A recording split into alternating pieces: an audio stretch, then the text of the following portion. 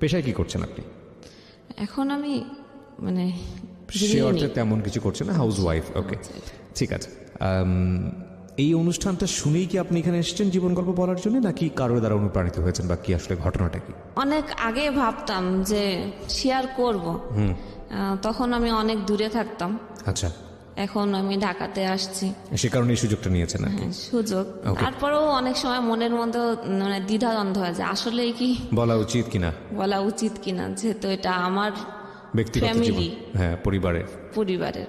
আচ্ছা, তো তারপরে আপনি কেন বলতে আগ্রহী হলেন শেষ পর্যন্ত? আমি যেটা দ্বারা ক্ষতিগ্রস্ত হয়েছি, আমার মতো অনেকেই আছে বা অনেকেই প্রতারণা হয়, কিন্তু তারা যেটা মানে অগাধ বিশ্বাস, সেই বিশ্বাস থেকে হয়তো তারা বুঝতেও পারে না যে আমি প্রতারিত হচ্ছি কিনা। আচ্ছা আচ্ছা, তো সেই জায়গাটি থেকে আপনি মানুষকে সচেতন করার জন্য আজকে এখানে এসেছেন, তাই তো? আমার বাড়ি হচ্ছে যশোর জেলার একদম প্রপারেই, টাউনেই, সদর জেলার। গ্রামের পরিবেশ হয়তো একটু আধটু ছিল, কিন্তু শহরের মতো করেই আমি বড় হয়েছি। কিন্তু যে মানে পরিবারে জন্ম করছি, আমরা হচ্ছে 2 ভাই, আমি এক বোন, আমি সবার ছোট। জি। বাবা কি করতেন? আমার বাবা বিজনেসম্যান ছিলেন। আচ্ছা। বড় ভাই যখন মানে বড় ভাইয়া কি জিনিস সেটাও আমি বুঝি না, যেটা আমার ভাই আমার থেকেও 10 বছর থেকে, আমাকে যখন 4 বছর বয়স, তখন সবাই যখন মানে স্কুলে যেত, আমি হয়তো তাদের পিছ ধরে স্কুলে চলে যেতাম। আমাকে ভর্তি তখনও করে নাই। আচ্ছা, ওকে। তখন আমার 4 বছর বয়স। তো তাদের সাথে যেতাম, কিন্তু এত হেলদি ছিলাম, হাঁটতে পারতাম না, সবাই কোলে করে নিয়ে যেত। আচ্ছা। তো সেখানে সবার ওই যে পড়া শুনে শুনে মুখস্থ, আমি হচ্ছে ক্লাসে দেখা গেল পড়া বলতে বলতো আমি সব বলে দিতাম। আচ্ছা। তখন টিচাররা মানে মাকে রেখে পাঠালেন যে আপনার বাচ্চা তো সবকিছুই পারে, ভর্তি করে দেন। শুরু হলো, কিন্তু সেটা আমার শিক্ষা জীবন শুরু হলো মাদ্রাসা দিয়েই। তো মাদ্রাসায় পড়া শুরু করলাম 4 বছর থেকেই। এভাবেই ক্লাস 5-এ যশোর জেলার একটা বৃত্তি ছিল, সেই বৃত্তিও পেলাম। আচ্ছা। এবং মাদ্রাসা বোর্ডে হচ্ছে আরেকটা বৃত্তি হতো। আচ্ছা। তখনও আমি ট্যালেন্ট পুলে 3rd হই। বাহ, তো ভালো স্টুডেন্ট ছিলেন বোঝা যাচ্ছে। হ্যাঁ, আমি বরাবরই ভালো ছিলাম। 8-এ পড়ি, তখন থেকে আমার বাবা মানে কিছুটা অসুস্থ ছিলেন। আচ্ছা। বিজনেস করতেন, এবং তখন তো অনেক দূরে দূরে যেতেন, সিলেটে যেতেন, চিটাগাং, ইন্ডিয়া, তো মোটর পার্টসের ব্যবসা ছিলেন। জি। তো সেখানে অনেকবার হচ্ছে ডাকাতি হয়, এরকম ডাকাতি অনেকবার হয়েছে। তাকে অজ্ঞান করে দেওয়া হয়েছে, মানে বিভিন্ন পয়জন বা এরকম টাকার শোগে এক প্রকাশে মানে অসুস্থই হয়ে পড়ে আপনার বাবা? আমার বাবা। ওকে। তখনও সেই ওই সময় 99 সালে মানে আমি সবাই যাও একটু বুঝতো, আমি একটু মানে পড়াশোনাটাই ওইটাই ভালো বুঝতাম, আর কিছু আমার মধ্যে বাড়তি কিছু আমার মধ্যে ছিল না। আচ্ছা। বাবা অসুস্থ, আমাদের তখন থেকেই মানে আর্থিকভাবে ক্রাইসিস তৈরি হয়, শুরু হয়। পরে যখন ক্লাস 9-এ উঠলাম, তখন হচ্ছে হঠাৎ আমার বাবার মানে কি হয়েছে সেটাই ডাক্তার হচ্ছে বুঝতে পারে নাই শেষ অবধি। হচ্ছে তার মানে বিজনেস থেকে সমস্যা হওয়ার পরে যে এখন গাড়িতে করে আসে, ইঞ্জিনে কাছে বসছিলেন, যে গরম ভাপে তার পায়ে একটা ফুসকা উঠছে। আচ্ছা। সেই ফোসকা থেকে এই পর্যন্ত মানে গ্যাংগ্রিন জাতীয় কি হয় না, হাঁটু পর্যন্ত খিঁচুনি হয়, এবং একটু মনে করেন পচে যাওয়ার মতো অবস্থা হয় এই হাঁটু পর্যন্ত। আচ্ছা আচ্ছা, কি ডায়াবেটিস ছিল কিনা ওনার? ডায়াবেটিসটা তো তখনও আমরা বুঝি না। ওকে ওকে। ডাক্তারও, এবং আমরা সবসময় দেখাইছি তাকে ভালো ডাক্তার, এবং সিএমএস এর লেফটেন্যান্ট কর্নেল এরকম যারা আছেন ভালো, তারাও ওষুধ দিয়ে যাচ্ছেন, কিন্তু কোনোভাবেই তো শরীরের ঘাও সারছে না, পার এটাও সারছে না। আচ্ছা। এক প্রকার যখন মানে প্রচুর খিঁচুনি শুরু হলো, ডাক্তার বলল যে আমার সব ট্রিটমেন্ট শেষ, এখন আপনারা একটাই পরীক্ষা করে দেখতে পারেন যে ডায়াবেটিস তার আছে কিনা। সব ট্রিটমেন্ট শেষ হওয়ার পরে? হ্যাঁ। এটা কেমন ডাক্তার হলো আমি ঠিক বুঝলাম না। ওকে। যখন ডায়াবেটিস তাকে চেক আপ করাতে নিয়ে যাওয়া হলো, তখন তার ডায়াবেটিস ধরা পড়ল 40। 40? জি। বুঝতেই পারছেন ট্রিটমেন্ট কি হয়েছে। হ্যাঁ, বা ট্রিটমেন্ট কেন কাজে লাগেনি আসলে। হ্যাঁ, 40 যখন ধরা পড়ছেন, তখন তার একটা কিডনি অলরেডি শেষ। তখন হাসপাতালে ভর্তি করা হলো যশোরেই। তারা বলল যে আমরা পারবো ওই মুহূর্তে। একদিন রাখার পরে বললেন যে এই মুহূর্তে যদি রুগী না নিয়ে যাওয়া হয় বারডেমে তাহলে হয়তো তাহলে এই বাঁচানো যাবে রুগী না। আজকের মধ্যে বাঁচানো আর সম্ভব না, কারণ আমাদের সাপোর্ট দেওয়ার মতো কোনো মেশিন নাই। আচ্ছা, তো আত্মীয় স্বজন যারাই বড় বড় আছেন সবার কাছে পরামর্শ নেওয়া হলো। জি, তাই সবাই তখন হচ্ছে আর্থিকভাবে হয়তো ভেবেছিল যে সাহায্য করতে হবে, এই জন্য কেউ আসলে পাশে আগ্রহী না। থাকেনি। হ্যাঁ, নিয়ে আসলে বারডেমে টানা 2 মাস পা হচ্ছে অপারেশন করা হলো, শুধু হাড়টা বাকি ছিল, তার মাংস ছিল না, উর থেকে মাংস কেটে তার পায়ে লাগানো হয়েছিল। ওহো, পিত্তিথলিতে পাথর ছিল, সেটা অপারেশন করা হলো, কিন্তু কিডনি একটা তো নষ্ট হয়ে গেল, আরেকটাও অর্ধেক। যাওয়া অবস্থা। ডায়াবেটিস তো কিডনিটা আর মানে অপসারণ করা যায় না। তারপরও মনে সান্ত্বনা দেওয়ার জন্য ইন্ডিয়ায় নিয়ে যাওয়া হলো, পরে ফেরত। তার 1 বছর পরেই আমার আব্বু মারা গেলেন। ওকে ওকে, তখন ক্লাস 10-এ পড়ি আমি। ঝামেলার কারণে ক্লাস 9-এ আমি কোনো ক্লাসই করতে পারি না, স্কুলে যেতেও পারি না, সবাই ফ্যামিলির ঢাকাতে। আমাকে খালার বাসায় রেখে যাওয়া হলো। তারপরে যখন আব্বু মারা গেলেন, এরপরে হচ্ছে আমার আম্মু হচ্ছে মানসিকভাবে একটু ভেঙে পড়েন এবং সেও প্রচুর অসুস্থ হয়ে যায়। যাক, সেটা হচ্ছে আমাকে এখন মানে শুরু হলো যে আমাকে বিয়ে দিতে হবে। আমার আম্মুর শরীরের অবস্থা ভালো না, সে যে কোনো সময় মারা যেতে পারে। তাও আমি তো ক্লাস 9-এ সায়েন্স নিয়েছিলাম, তো আমার 8 অবধি আমাকে টিচার দেয় না বাড়িতে। আমার আম্মাও পড়ে গেছেন, আব্বুও পড়ালেখাটা একটু দেখতেন। আমার জন্য বিয়ে দিবেন, বাট আমার জন্য সেরকম পারফেক্ট ছেলে যে খুঁজতে হবে সেটা তারা করে নাই। আমার যে টিচার ছিলেন সে আমাকে, আমার বোধ হয় যে সে কিছুটা মানে পছন্দ করতেন আমাকে। সে জানিয়েছিলেন আমার খালুকে যে হ্যাঁ আমি পছন্দ করি। তারপরে তার সাথেই আমাকে বিয়ে দেওয়া হলো। আমি ক্লাস 10-এ পড়ি, আর সে হচ্ছে মাস্টার্সের পরে পরীক্ষা দিলাম এসএসসি, দেওয়ার পরেই আমাকে তার সাথেই বিয়ে দেওয়া হলো। বিয়েটা কিভাবে হলো? ঘরোয়া আনুষ্ঠানিক, মানে তাদের বাড়ি থেকে কিছু লোক আসলেন, আমাদের বাড়ির এই আমাদের ফ্যামিলি এলাকার লোক। ছেলেটা কি করতো ওই সময়টাতে? বেকার। বেকার, মাস্টার্স পাস। মাস্টার্স পরে রানিং। মাস্টার্স পড়ছে, তো এরকম একটা ছেলে আপনাকে বিয়ে করলোই বা কেন? আমি ঠিক বুঝলাম না। আত্মীয় সম্পর্ক ছিল না, তাহলে? সে আমার টিচার ছিলেন। ওকে, হ্যাঁ, আমার বাসায় আমাকে পড়াতে আসতেন। প্রাইভেট টিউটর ছিল? Private tutor. সেই প্রস্তাব দিয়েছিল? জি। অদ্ভুত। এই বিয়েটার পেছনের মূল কারণটা আসলে কি ছিল, কি বলবো আমরা? আচ্ছা, আমাদের যশোর শহরে বাড়ি। হ্যাঁ, যশোরের থেকে যারা আঞ্চলিক অঞ্চলে থাকে তারা হয়তো ভাবে যে যশোর শহরে যারা থাকে তারা অনেক বড় লোক। আচ্ছা, আমাদের থেকে তারা একটু নিচে। নিচে বলতে তাদের ফ্যামিলিতে কেউ শিক্ষিত নাই, আচ্ছা। সেই শুধুমাত্র মানে শিক্ষিত। হয়তো ভেবেছিল যে এক বাবার এক মেয়ে, বাবা বিজনেস করতেন, অনেক কিছু রেখে গেছে, পাবো কিছু, সেটাই আশা করে হয়তো সে মানে বিয়েটা করেছে। আচ্ছা, কারণ সে আমার চেহারাও খুব ভালো দেখে নাই, যে জন্য যে আমি মানে ছোট থেকেই এই পর্যন্ত দাখিল পর্যন্ত মাদ্রাসায় আমি বোরখা পরতাম। তার সামনে পড়তে বসলেও আমি ক্লাস 6-এর থেকে বোরখা পরতাম, এবং আমি আর কোনো ছেলে মানুষের ওইভাবে মুখ মানে দেখতো না, বাড়ির থেকে বেরোতামও না। এবং যখন টিচারের সামনে পড়তে বসতাম, প্রাইভেট টিউটারের সামনে, সেখানেও বোরখা পরে মুখ ঢেকেই পড়তে বসতাম। আচ্ছা, সবাতে সে আমার শুধু হয়তো চোখটাই দেখতে পেত।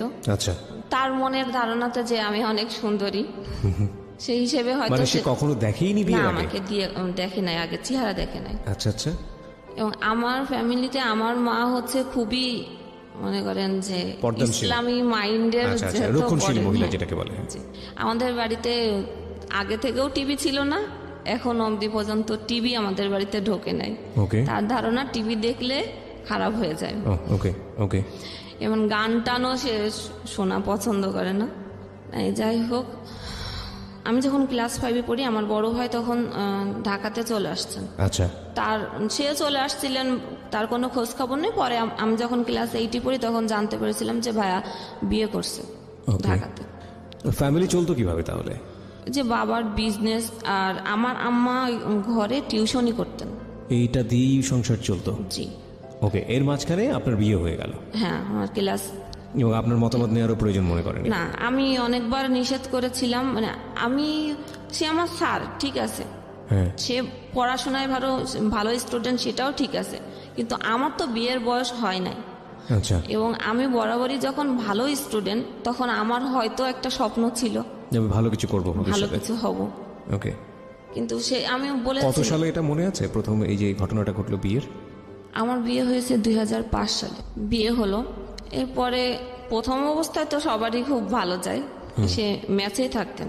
আচ্ছা, তো সপ্তাহে একদিন আমাদের বাসাতে আসতেন। ওকে। পরে কলেজে ভর্তি হতে হবে, তার কোনো মতামত নাই যে আমি কোন কলেজে ভর্তি হব, মানে কোথায় হব, তার কোনোই মতামত নেই। আমার আম্মা বারবার তাকে বলছিলেন যে কোথায় ভর্তি করবো, ভালো কলেজ, কোনো মতামত কেউ দিতে পারলো না। না, কিন্তু বিয়ের আগে তো আপনাকে সে দেখেনি, বিয়ের পরে সে দেখলো, দেখার পরে তো একটা ব্যাপার থাকে যে সে কি হতাশ হলো নাকি খুশি হলো, প্রতিক্রিয়াটা কি ছিল? আর সেই তো আগে জানিয়েছিল যে না, আমি তাকে পছন্দ করি, আচ্ছা আমি তাকে বিয়ে করতে চাই। আচ্ছা আমার জন্য আর অন্য কোথাও বা দ্বিতীয় কোনো ছেলেও দেখা হয় নাই। আচ্ছা।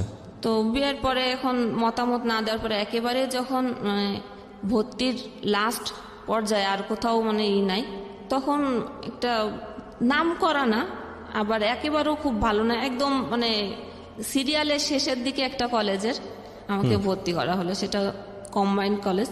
এতদিন পড়েছিলাম হচ্ছে মহিলা মাদ্রাসাতে, ওকে মাদ্রাসায় আলিমেই আবার ভর্তি করতে চাইছিলেন, কিন্তু আমি জোর জবরদস্তি করেই বলছিলাম যে না, আমি এবার কলেজে পড়বো। কলেজে ভর্তি হলাম অবশেষে, জি। যশোর কলেজ, যেটা ছেলে মেয়ে একসাথে। এর আগে তো এতদিন পরে আসছি, মহিলা মাদ্রাসা ছিল। কলেজে দিয়ে আসতেন সকালবেলা, আচ্ছা ক্লাস করতাম, কিন্তু সে কোথায় বসে থাকতো কি চলে যেত এটা তো আমি কখনো খেয়াল করতাম না। আচ্ছা বসে থাকতো, যেহেতু ছেলে মেয়ে কলেজ, একসাথে ক্লাস করতে গেলে সবার সাথে কথা বলতেই হয়, ওইটা সে দূরের থেকে অনেক সময় থেকে ফলো করতো। আচ্ছা। বাসায় যখন সে আসার সময়ও নিয়ে আসতো সাথে করে, ক্লাস শেষ হয়ে গেলে 5 মিনিট যদি কলেজ থেকে বেরোতে দেরি হতো, বাসায় এসে বলতো যে আমি ছেলেদের সাথে কথা বলি, 5 মিনিট পরে কেন বেরোলাম, ভিতরে তাহলে কি করতেছিলাম, সন্দেহ করতো। সন্দেহ। আমি কিন্তু ছোট যখন, আসলে বিয়ের আগে কি বিয়ে কি জিনিস আমি সেটাই কিন্তু বুঝতাম না। আচ্ছা। বিয়ের পরে একদিনের জন্য আমাকে শ্বশুরবাড়িতে নিয়ে যাওয়া হলো। আমি কি বুঝি না যে শ্বশুরবাড়িও তখনও কি, আমি যে আমার শাড়ি গেট আপ খুলে সন্ধ্যার সময় ছেলে পেলে অনেকে দেখলাম যে দড়ি লাফ খেলছে, আমিও কিন্তু সবার সাথে দড়ি লাফ খেলছি। ওকে ওকে। তখন গ্রামের মানুষ তো ধারণা কত কিছুই তো বলে যে বিয়ে করে আসছে, দেখছো কিরকম মেয়ে বিয়ে করছে। কলেজে তো এই সমস্যা শুরু হলো, সমস্যা একটু একটু করে, যে আমি সন্দেহ, স্যারেরা শিক্ষক মিলনায়তন ছিল, কোনো কিছুর টিচারদের কাছে পড়ালেখার জন্য দরকার হতেই পারে, জি। স্যারেদের কাছে গেলেও সে দূরের থেকে তো দেখছে, কিন্তু সেটা আমি ফলো করতাম না। বাসায় গেলে বলতে এটা করছো আজকে, ওইটা করছো আজকে। টিচারদের কাছে তোমার এত কি, এটা আপনাকে জিজ্ঞেস করতে আপনার হাজবেন্ড? আচ্ছা। অফ টাইম, ক্লাসের যখন অফ টাইম থাকে সবাই তো কমন রুমে যায়, কেউ ক্যারাম বোর্ড খেলে, অনেক কিছুই করে। আমি তো কোনো খেলায় পারতাম না, তাও খেলতাম, সেটাও করা যাবে না। শুরু হলো মানে মানসিক একটা খারাপ লাগতো যে বিয়ে দিল আমাকে, আমি মানে পড়াশোনা করব, আমি সায়েন্সে পড়ি, সায়েন্সে পড়তে গেলে তো আমাকে সেইভাবে পড়তে হবে, এবং নতুন করে আমাকে আর টিচার দেয় নাই, সেই আমাকে পড়াচ্ছে। আচ্ছা। তো আগে যখন টিচার ছিলেন 9-10-এ, তখন একটা বিষয় না বুঝলে সেটাকে খুব ভালোভাবে বোঝাতেন। রাইট। এখন যখন হচ্ছে বউ হয়েছি, তো আমি একটা বিষয় বুঝতে গেলে তোমার মাথায় এইগুলো এখন ঢুকবে না, তুমি এখন বোঝো না, মানে স্বাভাবিক জিনিস বোঝো না। এখন কলেজে যে নতুন নতুন ছেলে পাইছো, এখন আর পড়ালেখা মাথায়, তখন আর আমাকে অত ভালো করে পড়া বোঝাতো না, ফেলে দিত বই খাতা, মানে উচ্চতর গণিত করতে গেলে ওটা একটু হার্ড ছিল, মানে বই খাতা চেলে ফেলে দিত। আচ্ছা। তো আমি আর আগ্রহ করে আর যেতাম না। পরে আবার বলতো যে তোমার যদি পড়ার ইচ্ছাই থাকতো, আমি বই খাতা ফেলে দিলে কি হবে, ওই বইটা আবার করে এনে আবার আসতো তুমি আমার কাছে শিখতে। মানে সবকিছুতেই আপনার দোষ? হ্যাঁ, বলে যে আমাদেরও এরকম স্যারেরা অনেক এরকম করছে আমাদের সাথে, তারপরেও আমাদের শেখার আগ্রহ ছিল দেখে আমরা স্যারদের কাছ থেকে জোর করেই শিখছি। এদিকে আমার আম্মা এখন বলা শুরু করলেন যে তোমার এত খরচ, আমি তোমাকে বিয়ে দিয়ে দিচ্ছি, এত খরচ তো আমি টানতে পারবো না। মানে তখন কি আপনি মায়ের বাসাতেই থাকতেন নাকি? হ্যাঁ, আমাকে মায়ের নিয়ে বাসাতেই যায়, থাকতেন। মায়ের বাসাতে। তখন তুলে নেয়নি? না। আচ্ছা। কলেজে তো ছেলেদের সাথে কথাই বলা যাবে না, এখন আমি রিজার্ভ হয়ে গেলাম একদম, কারণ আমি একটু মানে স্বভাবগতই আমি সবার সাথে মিশুকে, কথা না বলতে পারলে ভালো লাগতো না। পড়াশোনায় আর ওইভাবে মন বসতো না। এই মানসিক প্রেশারে কলেজে যে আমি পড়া দিতে পারতাম না। জি। তখন আরো খারাপ লাগতো, স্যারেরা আরো বলতো যে তুমি এরকম কেন মানে হয়ে যাচ্ছ, কিছুই পারতেছ না, মানে ফলাফল কি, মানে ভালোটাও নাই, একেবারেই লো হয়ে যাচ্ছে। আর তোমার রেজাল্ট এসএসসিতে এত ভালো না যে আমি 1 পয়েন্টের জন্য এ প্লাস হয় না, তখন এ প্লাসও অনেক টাফ ছিল, এখনকার মতো অ্যাভেলেবেল এ প্লাস ছিল না। তো পড়ালেখা আর হলো না ওই সময়। এখন বলে যে কলেজ ট্রান্সফার করতে হবে। কলেজ ট্রান্সফার কেন? ওই যে ছেলে মেয়ে একসাথে কলেজ, ও এখন কোনো মহিলা কলেজে ট্রান্সফার করতে হবে। আম্মু এই পাশে বলতেছে যে ও আমাকে ঠিক মতো পড়ায় না, এখন আমাকে টিচারও দিতে পারতেছে না ভালোভাবে, এখন খরচ চালাতে পারতেছে না, এখন আমি কি করব? সেও বেকার, সেও তো আমাকে 1 টাকাও দিতে পারছে না। রাইট। আমি আর করার কিছু নাই। আমি তখন কি বললাম, আমি তাকে বললাম তাহলে কি করব, তাহলে তোমাদের বাড়িতে নিয়ে যাওয়া লাগবে। এখন যদি আমাকে কলেজ ট্রান্সফার করবে তাও যশোরে না, তার বাড়ির ওদিকে। আচ্ছা, তার বাড়ির ওদিকে কেন? যাতে সে মনিটর করতে পারে আর কি, কি হচ্ছে না হচ্ছে। ওকে, তার মাস্টার শেষ, সে এখন বাড়ির দিকে চলে যাবে। জি। ফার্স্ট ইয়ার শেষ, যখন মানে কলেজ ট্রান্সফার করবে তখন সেই সময়টাও আর নাই। যখন যশোর শিক্ষা বোর্ডে যাওয়া হলো, বোর্ডে যে কাজটা করেন যে ম্যাডাম, উনি আমাদের পরিচিতি ছিলেন। ম্যাডামকে যখন বলা হলো, ম্যাডাম বলল ঠিক আছে, আমি ব্যাক ডেটে আমি এটা করে দিচ্ছি। আচ্ছা।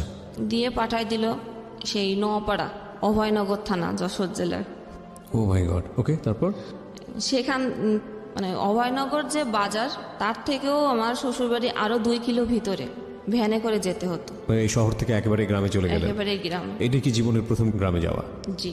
ওকে, তারপর? এখন সেখানে গিয়েছি, তাদের ধান চাল, আমি তো কখনো ধান চালের কাজ আমাদের এলাকাতেই ছিল না, জি, করিনি। তো ওখানে যে আমাকে এখন বলা হলো যে আমাকে সব কাজ করতে হবে, এবং পড়ালেখাটা তখন আর সে চাইছে না। নামে মাত্র সে ওইখান থেকে আমাদের বাড়ি থেকে দূরে সরাই নিয়ে আসছে, যাতে সে হচ্ছে মেনটেন্স করতে পারে তার মতো করে। কলেজে যাওয়ার জন্য আমাকে হচ্ছে টাকাও দিত না।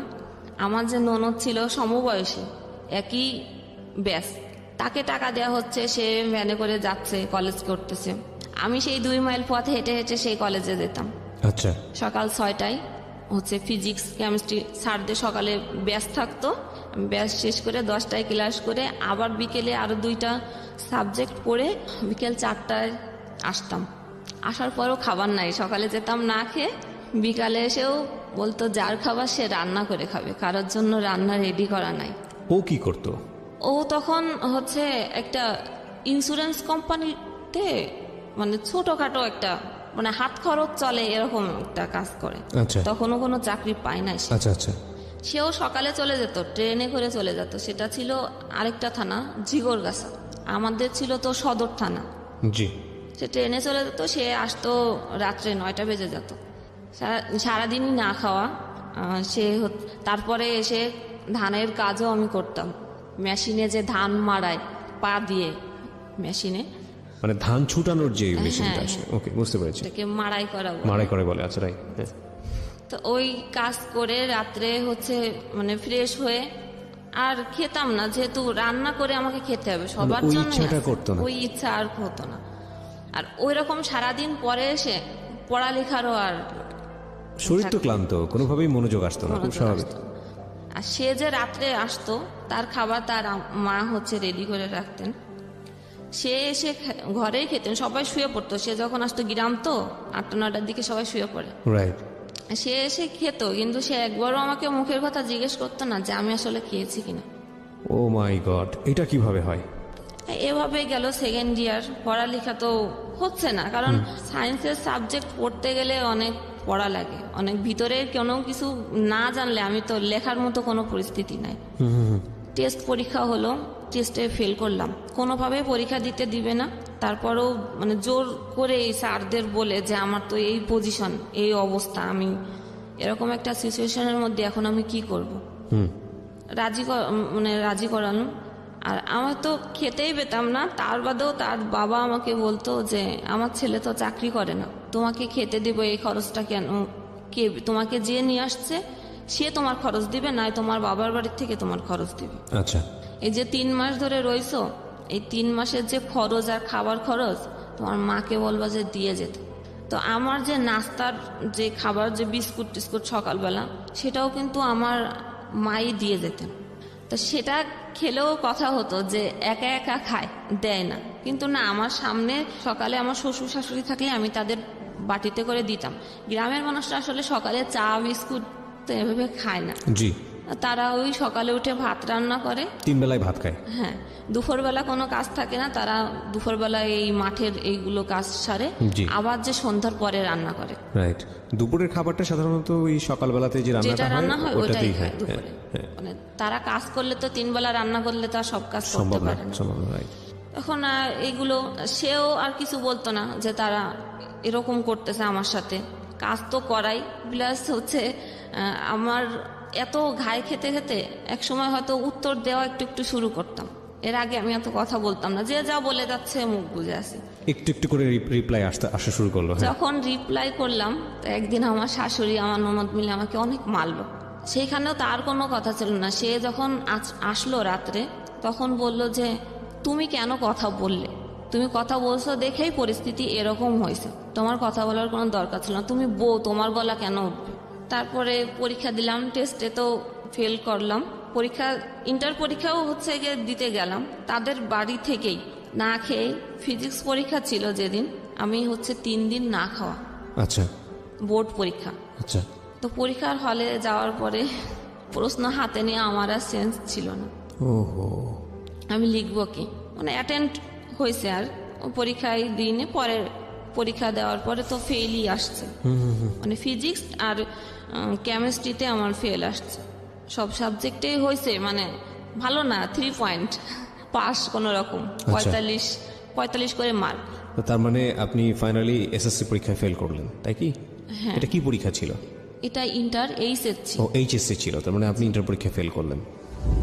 আমরা বিরতি নেব, আরেকটা প্রিয় শ্রোতা, ছোট্ট একটা বিরতি। গল্পটা কিন্তু কেবল শুরু হয়েছে, হ্যাঁ, এবং ঘাত প্রতিঘাত আছে, বিভিন্ন বাঁক আছে। এই বাঁকের দাঁড়ায় কোথায় গিয়ে সেটা আসলে অচিন্তনীয়, এবং সবসময় আমরা যে কথাটা বলি, জীবন নাটকের চেয়েও নাটকীয়। ফেল করলেন আপনি এইচএসসি পরীক্ষায়।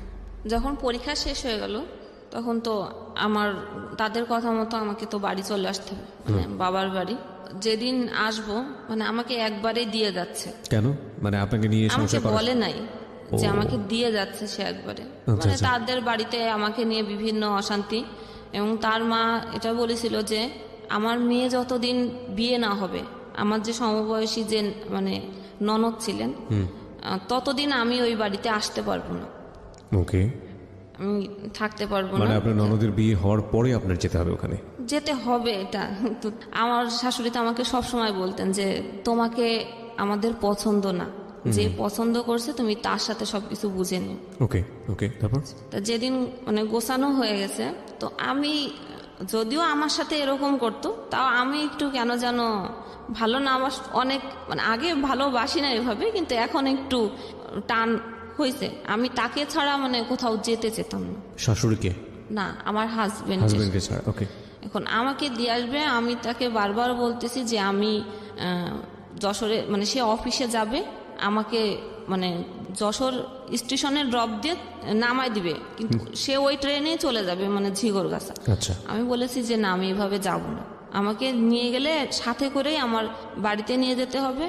আর আমি তো জানি না যে আমি যে কয়দিন থাকি তুমি হচ্ছে মানে ঝিগরগাছা থেকে যশোর কাছে, যশোর থুয়ে তারপরে অভয়নগর, তা আমাদের এখানে অনেক কিছুদিন থাকো, তারপর আবার একবারে চলে যাব। সে কোনোভাবে মানে রাজি হচ্ছে না যে আমাদের বাড়িতে সে যাবে না, ইভেন সে আমাকেও দিয়ে আসতে যাবে না, সে স্টেশনে আমাকে নামাই দিবে। আচ্ছা। তা আমি তখন একটু জেদ করেই বসলাম যে তাহলে আমি দরজায় যে তালা লাগাবে, আমি তালাটা দিব না, তালা আমার হাতে, তালার চাবি।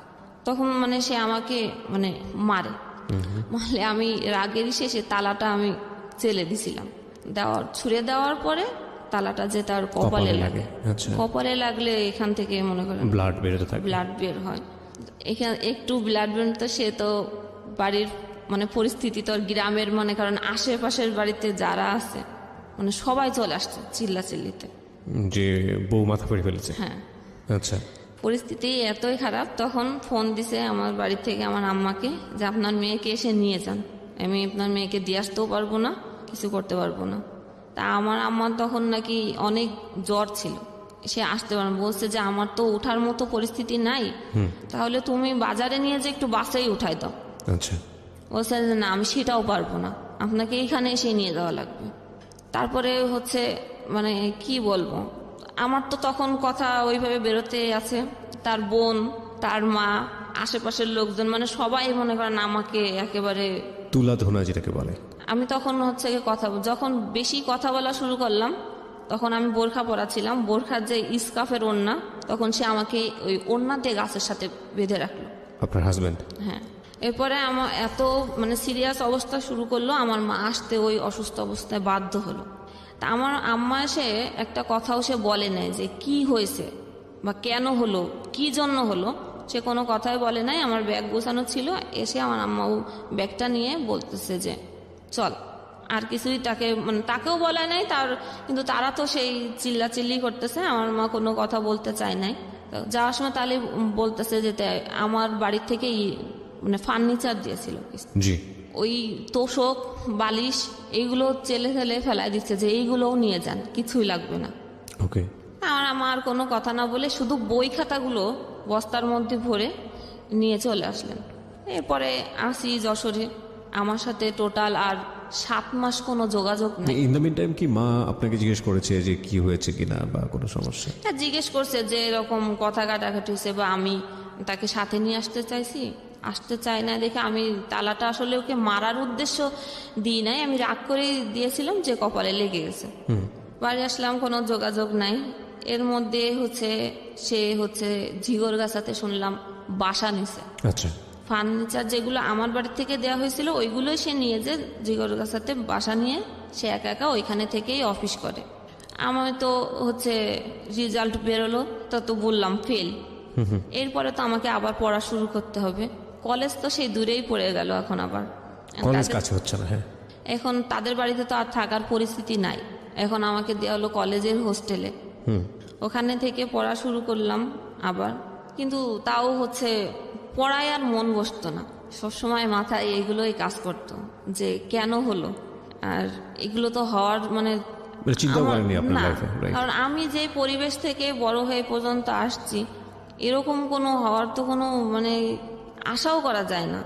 আর তাকে তো দিয়েছে শুধু সে শিক্ষিত, এটা দেখেই তার সাথে আমার বিয়ে দিছে। তারপরে পড়া শুরু করলাম, পড়ায় যখন মন বসতো না, তখন আমার এই অবস্থা, খোঁজ নিত না টোটাল। তখন আমার আম্মা হচ্ছে ওই যে বললাম যে একটু হুজুরি মন মানসিকতা, তো সে একজন হুজুরকে দেখাইছিলেন যে আমার মেয়ের তো এরকম সংসারের এই অবস্থা, তা কোনো ব্যবস্থা করা যায় কিনা। তো তারা দেখে দেখে বললেন যে এটা তার শ্বশুর বাড়ির থেকে এরকম জাদুটোনা করে না, এরকম কিছু করছে, এই কারণে তার মানে রাখবে না দেখে এগুলো করছে যাতে সংসার না হয়। ঠিক আছে, পড়লাম। এখন হোস্টেল থেকে বাইরে বেরোলেই ওদের এলাকার লোকজন যখন দেখতো, তখনই হচ্ছে এই ফোন দিয়ে রাস্তায় করে বেড়াচ্ছে, কিন্তু কিছুই করতাম না। পরীক্ষা দিলাম, তার মধ্যে আমি তার সাথে এই সময়টাতে কোনো যোগাযোগ নেই হাজবেন্ডের সঙ্গে? যোগাযোগ নাই, যখন বাড়িতে থাকাকালীন যোগাযোগ নেই। যখন হোস্টেলে দেওয়া হলো, তারপরে আমি আমার রুমে যে মেয়ে ছিল তার কাছ থেকে ফোন নিয়ে আমি তার সাথে যোগাযোগ করেছিলাম। যোগাযোগ করে আমি যোগাযোগটা কেন করলেন? কেন জানি মনে পড়তেছিল, মানে ওকে খুব মিস করছিলেন। হ্যাঁ। ওকে। 7 মাস পর? 7 মাস পর। সে কিন্তু কখনো যোগাযোগ করে নাই, তখন কিন্তু আমাদের বাড়িতে ফোন আছে, আমার ভাইয়ের ফোন আছে। রাইট। তো এই 7টা মাস জীবনের কি মনে হচ্ছিল, মানে সবচেয়ে কঠিন সময় ওইখানে? না, কঠিন মনে হতো না, এজন্য যখন আমি মনে করতাম তখন আমার ওই কষ্টের স্মৃতিগুলো সামনে যখন ভেসে উঠতো, তখন বলতাম যে না থাক, ও আমার সাথে এটা করছে, আমি কেন ফোন দিব। এটা ভেবে ভেবেই 7 মাস পার হয়ে গেছে যে আমি আর ফোন দিব না, দেখি তার আমাকে দরকার কিনা। ওকে। তারপরে আমি যোগাযোগ করে একদিন ঝিগরগাছায় যাই। সে যে বাসা নিয়ে থাকে ওই বাসাতেই, তখন ছিল রোজার সময়। ওকে। তো আমি বরাবরই কখনো মানে রোজা ভাঙি না, সবসময় রোজা রাখি আমি পুরোটাই। সেও রোজা রাখে, কিন্তু নামাজ পড়ে না, একক তো রোজা রাখে। তো ইফতারি আনছে, বলছে যে আমাকে দেখে বলতেছে তুমি ভাইবো না যে তুমি আসতো দেখে আমি মানে এত ইফতারি আনছি, আমি বরাবরই আমার নিজের জন্যই এতটুকুই আনি। জিনিসটা আমার খারাপ লাগছিল যে আমি এটা তো আনছে, আমি হয়তো ভাবছি যে আমার জন্য আনছে, এটা তো বলার দরকার ছিল না, তাহলে আমি কিছুই বুঝতাম না। এটা যখন আমাকে বলছে তখন আমার একটু খারাপ লাগছে যে আমি এত মাস পরে আসলাম, তার ইফতারি নিয়ে কমান্ড এটা। তারপরে আমার বাড়ি থেকে জানতো না যে আমি তার কাছে আসছি, কারণ বাড়ির থেকে সম্পূর্ণই নিষেধ ছিল যে তার সাথে যোগাযোগ না করার। যখন হোস্টেল থেকে বাসায় ফোন দিল যে ও কি বাড়িতে গেছে, তখন তো বললো যে না বাড়িতে আসে নাই। তখন আইডিয়া করলো যে ওর ওখানে যেতে পারি, তাছাড়া তো আর কোথাও যাওয়ার জায়গা নেই। আমার ভাইয়া তাকে হচ্ছে গিয়ে ফোন দিয়ে তাকে অনেক মানে রাপই করে যে আমার বোনকে না বলে কেন নিয়ে গেছিস, দিয়ে যা। পরে সে আমাকে ওই স্টেশনেই নামাই দিল, সে আর দিয়ে আসলো না। আবার গেলাম বাড়ি। এই যোগাযোগ হওয়ার পরে আমি তার সাথে তাকে এবার দেখার জন্য আকুল হয়ে থাকতাম বাড়িতে বসে, যে না আমি ওর কাছে যাবই। এই যাওয়াটা কতদিন পরে? 7 মাস 7 পরে। মাস পরে। এবং সেটা শুধুই আপনার নিজের ইচ্ছা, ও কোনো না, যোগাযোগ করেনি? ওর যোগাযোগ এবং আপনার করেনি। ভালো লাগা থেকে মানে ওর প্রতি একটা মায়া বা ভালোবাসা তৈরি হয়েছে সেখান থেকে? সেখান থেকে। তারপরে পরে যে বললাম রোজার সময় গেলাম, ইফতারি আনার পরে আমাকে যে এটা বলল যে এটা তুমি না থাকলেও আমার নিজের জন্য এতটুকুই, তুমি আসছো দেখে যে তোমার জন্য যে বেশি কিছু নিয়ে আসছি এটা কিন্তু না। ওটা শোনার পরে আমার একটু মানে মনের আঘাতই লেগেছিল যে আমি 7 মাস পরে আসছি, তার মানে তার ভিতরে কোনো খুশি বা কি। এবং এগুলো তো বলার দরকার নেই, তাই না? একটা সাধারণ মানুষকে আপ্যায়ন করলেও তো যেভাবে করা উচিত সেখানে এই ধরনের কথা হ্যাঁ, বলা আমার উচিত কথা হলো যে তুমি যদি আমার জন্য নাও এনে থাকতা তাও তো এটা বলার দরকার ছিল না। তারপরে আমার বাড়ি থেকে জানতো না, আমি তার না জানাই চুরি করে আসছিলাম তার কাছে, কারণ আমার বাড়ির থেকে নিষেধ ছিল। আবার বাড়িতে গেলাম, তারপর ওইখান থেকে আবার হোস্টেলে চলে যাওয়া হলো। হোস্টেলে ওইভাবেই স্বাভাবিক চলতেছিল। এখন তার সাথে টুকটাক মানে কথা হয়, ওই রুমমেটের মোবাইলে ফোন করে, ওইখান থেকেই মানে কথা বলি।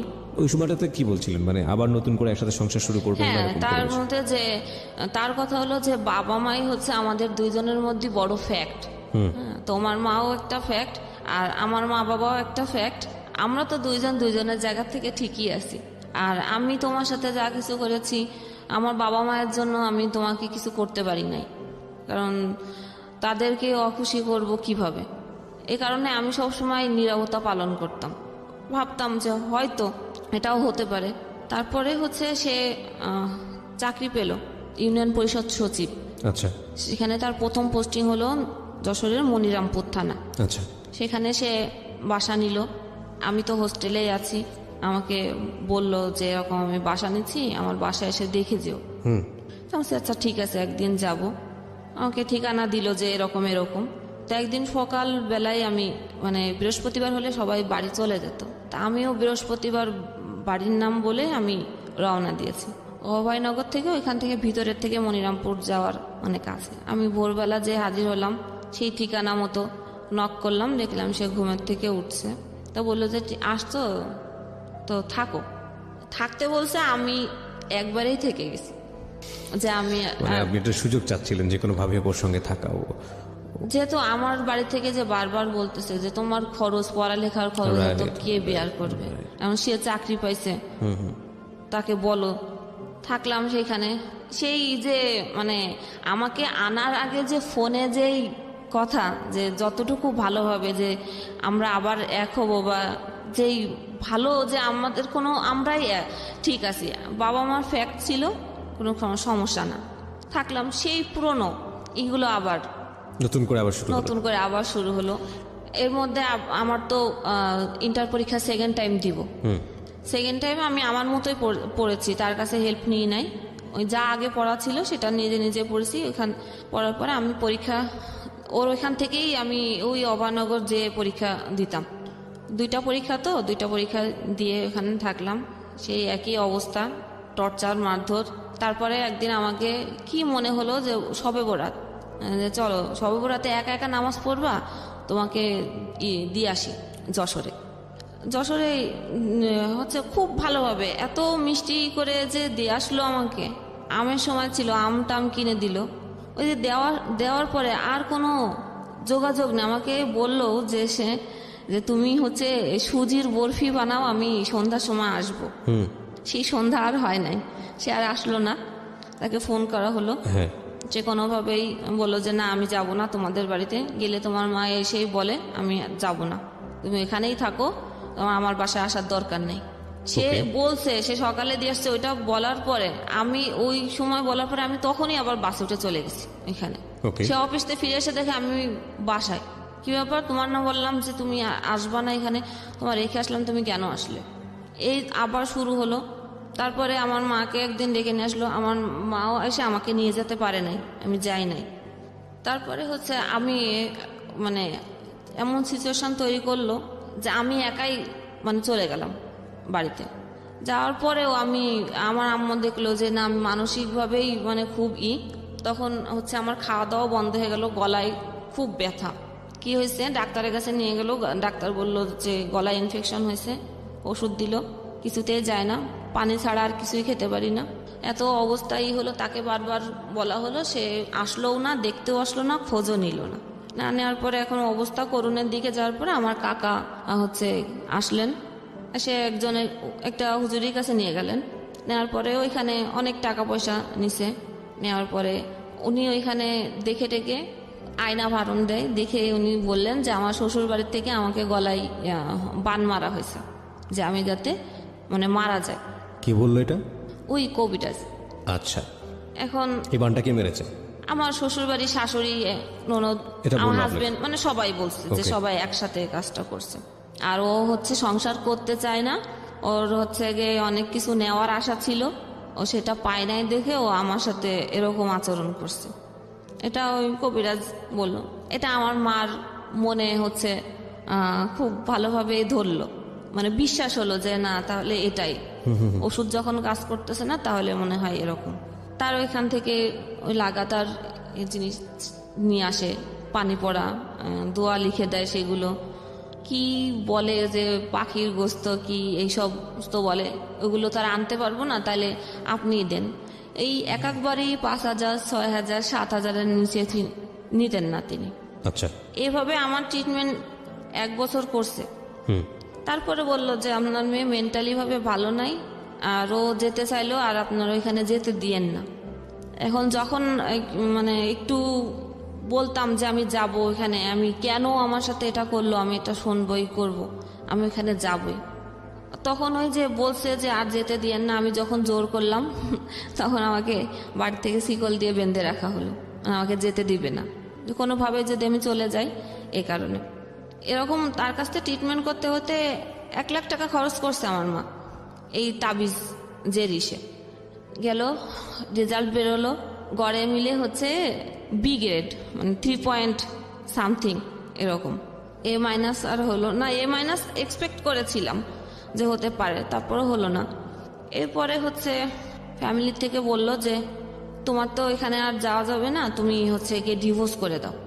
আমি কোনোভাবে ডিভোর্স করতে রাজি হইনি, তারপরও বারবার আমার মা বললো যে এখানে তোমার তাবিজ করতেছে, মেরে ফেলবে, তুমি মরে যাবা, তার থেকে ভালো তুমি ডিভোর্স করে দাও। আমি ডিভোর্স করতেই চাই না। তারপরে জোর জবরদস্তি করে তাদের ফ্যামিলির থেকে ডাকা হলো, তারা আসলো অনেকে। আর আমার ছোট ভাই চাকরি করতেন একটা পত্রিকাতে, সেইখানেও হচ্ছে সবাইকে ডেকে তাদের কোনো কথা বলার স্কোপ দেওয়া হলো না। ডাইরেক্টই আমাদের বাড়ি থেকে কথা যে আমরা আর মেয়ে দিব না, সব কিছু রেডি করা আছে, কাগজপত্র, সিগনেচার হয়ে যাক। তো হয়ে গেল, আমি আমার মতে করে ফেললাম। করার পরে আমি বাড়িতে হচ্ছে খুব মানে মানসিকভাবে ভেঙে গেলাম। এতটাই আমি মানসিকভাবে হয়ে গেলাম যে আমি আম্মাকেও ঠিক মতো ভালোভাবে চিনতে পারতেছিলাম না। এরপরে নিয়ে যাওয়া হলো, যে মানসিকভাবে যখন চিনতে পারতেছি না, কাউকে ভালো মতো কথা বলতে পারতেছি না, ডাক্তারের কাছে মানে মেন্টালি যে ডাক্তার থাকে, পাবনার ডাক্তার, যেটা হেমায়তপুর থেকে আসতেন যশোরে, সেখানে দেখানো হলো। ডাক্তার সেখানে ট্রিটমেন্টের মধ্যে কি ওষুধ দিতেন জানেন না, শুধু ওষুধ খেয়ে ঘুমাই থাকতাম। তারপরে আস্তে আস্তে যখন ঘুমের ওষুধটাও এক প্রকার, একশো সময় মনে হতো যে এটা না খেলে আমার ঘুম হচ্ছে না, নেশার মতো হয়ে ওটা গেছে।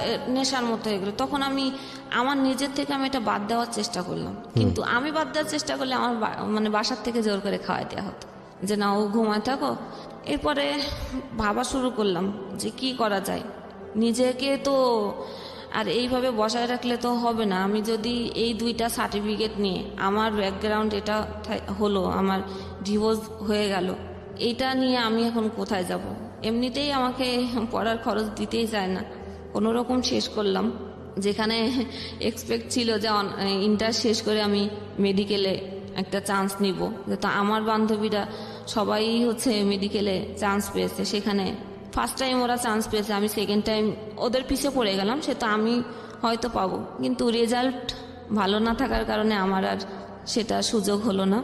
তখন ভর্তি পরীক্ষার জন্য ট্রাই করা শুরু করলাম, আর নিজেকে এন্টারটেনমেন্ট দেওয়ার জন্য বাড়িতে তো টিভি ছিল না, ওখানে যশোরে শুধু FM শোনা যেত 2টা স্টেশন। এন্টারটেনমেন্টের জন্য আমি FM শুনতাম, ওকে, গান শুনতাম। আমার ফ্যামিলি থেকে তো এটা নিষিদ্ধ ছিল, অনেক হেডফোন কেটে কেটে ফেলে দেওয়া হয়েছে। আমি এমন একটা অ্যাডিক্টেড হয়ে গেছিলাম FM এর প্রতি যে আমি ঘুমাইতেও এই কানে সবসময় থাকতো। কানে থাক। আলটিমেটলি আমার জগন্নাথ ভার্সিটিতে চান্স হলো, কিন্তু বাড়ির থেকে কোনোভাবে আমাকে দিল না ভর্তি করে। আচ্ছা, না দেওয়ার পরে আমি কবিরাজি ট্রিটমেন্ট চলছে এদিকে? হ্যাঁ চলছে।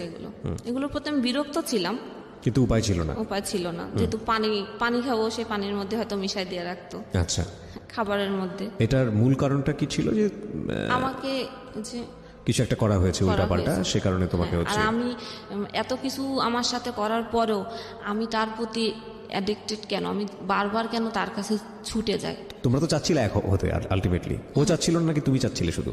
তার কথা হলো যে সে কেন ডিভোর্স দিবে, সে কখনোই মুখ থেকে এটা বলবে না, তাহলে তো তার অনেক টাকা দেওয়া লাগবে। রাইট, সো তুমি ডিভোর্স দিয়েছো। তারা আসছিল, হ্যাঁ, কিন্তু আমাদের ইসের থেকে তাদের কোনো স্কোপ দেওয়া হয় নাই। আচ্ছা আচ্ছা, না দেওয়ার কারণে মিউচুয়াল যে সামনাসামনি। আমার প্রশ্নটা হচ্ছে যে আকর্ষণীয় জায়গাটা কি শুধু তোমার জায়গাটা থেকে ছিল নাকি তারও ছিল? তুমি যে তার কাছে বারবার যাচ্ছ? না, আমারই ছিল, একদম সলো তোমারই একতরফা। এই কারণে তোমার ফ্যামিলি ট্রিটমেন্ট করাচ্ছে, কবিরাজি ট্রিটমেন্ট, তোমার কিছু একটা করেছে যে কারণে তোমার এই আজকে অবস্থা। ওকে, হ্যাঁ বলো। আমি সবসময় এক্সপেক্ট করতাম যে আমার মা আমাকে অনেক ভালোবাসবে, তার কাছ থেকে আমি অনেক আদর স্নেহ পাবো, তার কাছ থেকে আমি মানসিকভাবে ইন্সপায়ার হব সে আমাকে। কিন্তু আমার মায়ের কাছ থেকে আমি এটা কোনোভাবেই পেতাম না। তখন আমার মধ্যে আরও অন্যরকম কাজ করা শুরু করলো। আমাকে আমার লাইফে এত কিছু হয়ে গেল, এখন তো আমি আরও বেশি এক্সপেক্ট করি যে আমাকে বেশি আদর করবে, বেশি কিছু দিবে, কিন্তু আমি সেটা আর পাচ্ছি না তার কাছ থেকে। আম্মুই তো আমাকে বারবার বললো যে এরকম পরিস্থিতি থেকে বেরোনো, তুমি ডিভোর্স দিয়ে দাও। এখন এই পরিস্থিতি যশোর দক্ষিণবঙ্গের আমাদের ওইখানে বড় মাইকেল মধুসূদন বিশ্ববিদ্যালয় কলেজ, সেখানে চান্স পেলাম কেমিস্ট্রিতে। এদিকে ডাক্তার যখন পাবনার ডাক্তার দেখাইছিলেন, উনি বলছিলেন যে তুমি আর মাথায় ব্রেনকে চাপ নিবা না, আর কোনো পড়াশোনা টোটালি বিরত থাকো, পড়াশোনা এখন আর করো না। কিন্তু আমি পড়ালেখার জন্য নিজেকে তৈরি করতেছি যে না, আমাকে এর মধ্যে থেকে বেরোতে হবে, তাই আমাকে পড়তে হবে। সে যে কলেজে পড়তো আমি ওই কলেজেই ভর্তি হয়েছি। মানে আপনার এক্স হাজবেন্ড যে কলেজে পড়তো? যেই কলেজে সে এতদিন পড়ালেখা করেছে, আচ্ছা, আমি সেই কলেজেই ভর্তি হলাম। তো কলেজে আমি যেতে পারতাম না। আমি তখন ফোন, এরপরে আমাকে ফোন দিছে ফার্স্ট ইয়ারেই থাকতে, ওই ফোন নম্বরটা ছিল। এমন কোনো জায়গা নেই যে আমার ফোন নম্বরটা সে ছড়ায় নাই, এমন কোনো লোক নাই যে আমাকে আমি নতুন কলেজে, আমি কলেজের ফার্স্ট গেট থেকে ঢুকলে পিছন থেকে ব্যাক সাউন্ড শুনতাম খারাপ, আজে বাজে কথা বলতো। হ্যাঁ, একসময় প্রথম গেট থেকে ঢোকাই বাদ দিয়ে দিলাম, পিছনের গেটের থেকে ঢুকতাম, পিছনের গেট থেকে ক্লাস করে বেরোয় যেতাম। টিউশনি শুরু করলাম, পড়তেছিলাম। এখন এদের কথার প্রেশার, বাড়ির প্রেশার, আর কলেজের বাইরে রোডে ঘাটে এত প্রেশার, এবং ফোনে মানুষের এত টর্চারিং, ফোন করে বলে যে আপনার রেট কত, এইগুলো বলতো ফোন করে করে। এইগুলো আর নিতে তখন দেখছি যে না, আমার পক্ষে একদম ভাইরাল করে দিচ্ছে আমাকে যে আমি একটা খারাপ মেয়ে। এটাই এক্স হাজবেন্ড করছে এটা। ওকে, এইগুলোর প্রেশারে আমি একদম মানসিকভাবে আরো ভেঙে পড়ি। চলে আসলাম কলেজ ট্রান্সফার করে ঢাকাতে। এই চাপগুলো, সামাজিক এইসব চাপের কারণে? আচ্ছা, তখন সেকেন্ড ইয়ার শেষ করেই আমি মিরপুরে চলে আসি, বাংলা কলেজে ট্রান্সফার হয়। আমার বড় ভাই থাকতেন তো ঢাকাতে, তার কাছেই আসলাম। আসার পর একটা কিন্ডার গার্ডেনে ঢুকলাম। কিন্ডার গার্ডেনে আসলে বেতন কত তো জানেন, 1-2 হাজার টাকার বেশি দেয় না। ওখান থেকে 2টা টিউশনি, ইনকাম ছিল 4,000 মাসে। ভাইয়াকে দিতে হতো ঘর ভাড়া 2500, খাবারের জন্য 1500। সে আমাকে ফ্রি খাওয়াবে না। জি, আপন ভাই, বড় ভাই। আমার Okay. থেকে 10 বছর মানে সিনিয়র। ওকে। কদিন পরে শুরু হলো যে ভাবির দিক থেকে আমার জন্য খরচ বেশি হয়ে যায়, খাওয়াতে পারবে না, এখানে এটা করে কেন তোমার বোন, ওখানে ওটা। আমাকে ডিরেক্টলি বলে না, আমার ভাবির সাথে আমার কোনো তর্ক হয় নাই, কিন্তু ভাইয়ের সঙ্গে হচ্ছে। ভাইয়ের সাথে বলে। ভাই আবার ওইটা ফোন দিয়ে আম্মাকে বলে, আম্মা ফোন করে আমাকে, কথা ঘুরে আমার কাছে আসে। আচ্ছা আচ্ছা। আমার কথা হলো যে আমি তো অবুঝ না, আমি তো বুঝি, আমাকে বলো যে এটা এই সমস্যা, তুমি এটা এভাবে করো না, এটা এভাবে করো, শেষ। এত ডাইভার্ট করে এসে কথা। এক সময় ভাবি একদিন দেখি কান্না করতেছে বিকেলবেলা। কি হয়েছে ভাবি তোমার? কিছুই বলে না। রাত্রে এসে মানে ভাইয়ার সাথে সেই গ্যাঞ্জাম। পরে আম্মু আমাকে ফোন দিয়ে বলে যে তুমি আলাদা হয়ে যাও। কেন, কি হলো? যে তোমাকে খাওয়াতে পারবে না, তোমার ভাইয়ের সংসারে অশান্তি হচ্ছে তোমার জন্য। আচ্ছা আচ্ছা। ঠিক আছে।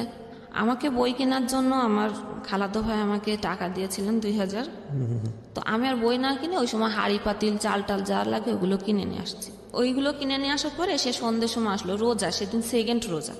ভাইয়া সন্ধ্যের সময় আলাদা হয়ে গেলাম একদিন, সে একদিনে কোনো খোঁজ নিল না, তার রুমের সাথেই রুম, জি। সে খোঁজ নিল না যে আমার বোন যে আলাদা হয়ে গেল, সে কি রান্না করলো কি খেলো, কোনো কথা নেই। সন্ধ্যের সময় এসে বলতেছে যে আমাকে টাকা দে। আমি টাকা দিব মানে আমি টাকা কোথায় পাবো? সে আমাকে ওই টাকা চাওয়ার জন্য যে কথা বললাম, সে আমাকে এত মার মারলো। ছোট ভাই? আমার বড় ভাই, যে তার আচ্ছা, সাথে আচ্ছা। খায়। তো ঘরে আলনা ছিল, আলনা ভেঙে ওই কাঠ দিয়েই আমাকে মারলো। এই কানে এমন একটা থাবা মারলো যে কানের পর্দাই ফেটে গেছে। ও আর কি বলতেছে এরপরে আমি আর কিছুই শুনতে পাচ্ছি না, কারণ এক কান তো বন্ধ হয়ে যায়, আরেক কানও বন্ধ হয়ে গেছে, দুই কানে আর কিছু শুনতে পারতেছি না। ও তো আমাকে মারতেছেই। আমি মানে একদম মানে শুনতে না পারলে আমি কি রিয়াক্ট করব? আমি আর রিয়াক্ট করতে পারছি না, মারটার খেলাম। ঘর যেভাবে মানে টাকা খোঁজার জন্য একটা মানুষের ঘরে ডাকাতি করলে ঘরের যে অবস্থা করে, ও সে অবস্থা করছে ঘর। আচ্ছা। এবার ছোট ভাই তো তারাবি পড়তে গেছে, ও এসে দেখে যে ঘরের এই অবস্থা। কি হয়েছে বললাম, টাকা চাইছে, আমি দিইনি দেখে আমার সাথে এই বিহেভ। পরে আম্মাকে ফোন দিল, আম্মা আসলেন ঢাকা থেকে, এই যশোর থেকে ঢাকায় আসলেন, কিন্তু আম্মা কোনো রিয়াক্ট আর করলেন না যে কেন করলো এই। ডাক্তার তখন দেখলাম কানের থেকে ব্লিডিং হচ্ছে। ব্লিডিং হওয়ার পরে বুঝলাম যে আমি কেন শুনতে পাচ্ছি না। ওকে। এরপরে ডাক্তার দেখালাম পিজিতে। কান দেখে বলেছিল যে আর মানে পর্দা জোড়া লাগবে না, কিন্তু লেগে গেছে কোনো কারণে। ওখান থেকে এবার আমাদের বলা হলো যে বাসা চেঞ্জ করে চলে যেতে। তা আমার এক কলিগ আমাকে বাসা দিলেন, বললো যে মেয়ে কলিগ, ওনার বাসা বললো ছোট একটা রুম আছে, তুমি আমার বাসাতেই থাকো, সমস্যা নেই। থাকলাম এখানে। এবার ওইখান থেকে চাকরিও চেঞ্জ করে আমি মিরপুরেই চলে আসলাম, দারুসালাম থানার এদিকে চাকরি।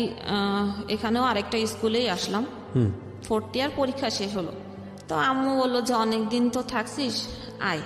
মানে আমার মার কথা হলো যে আমি মা, আমি সন্তানের মানে ভালোর জন্য করতেছি, যা করতেছি এটাই রাইট, তোমার কথা বলার কোনো স্কোপ নেই, বা আমার যে কি ইচ্ছা এরকম কোনো ইচ্ছা প্রকাশ করার মতো জায়গা নেই। আচ্ছা।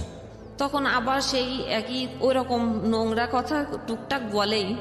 আমি ওই নোংরা কথাগুলো আমি কখনো মানে করতে পারি না। ওই যাওয়ার পরে একই অবস্থা।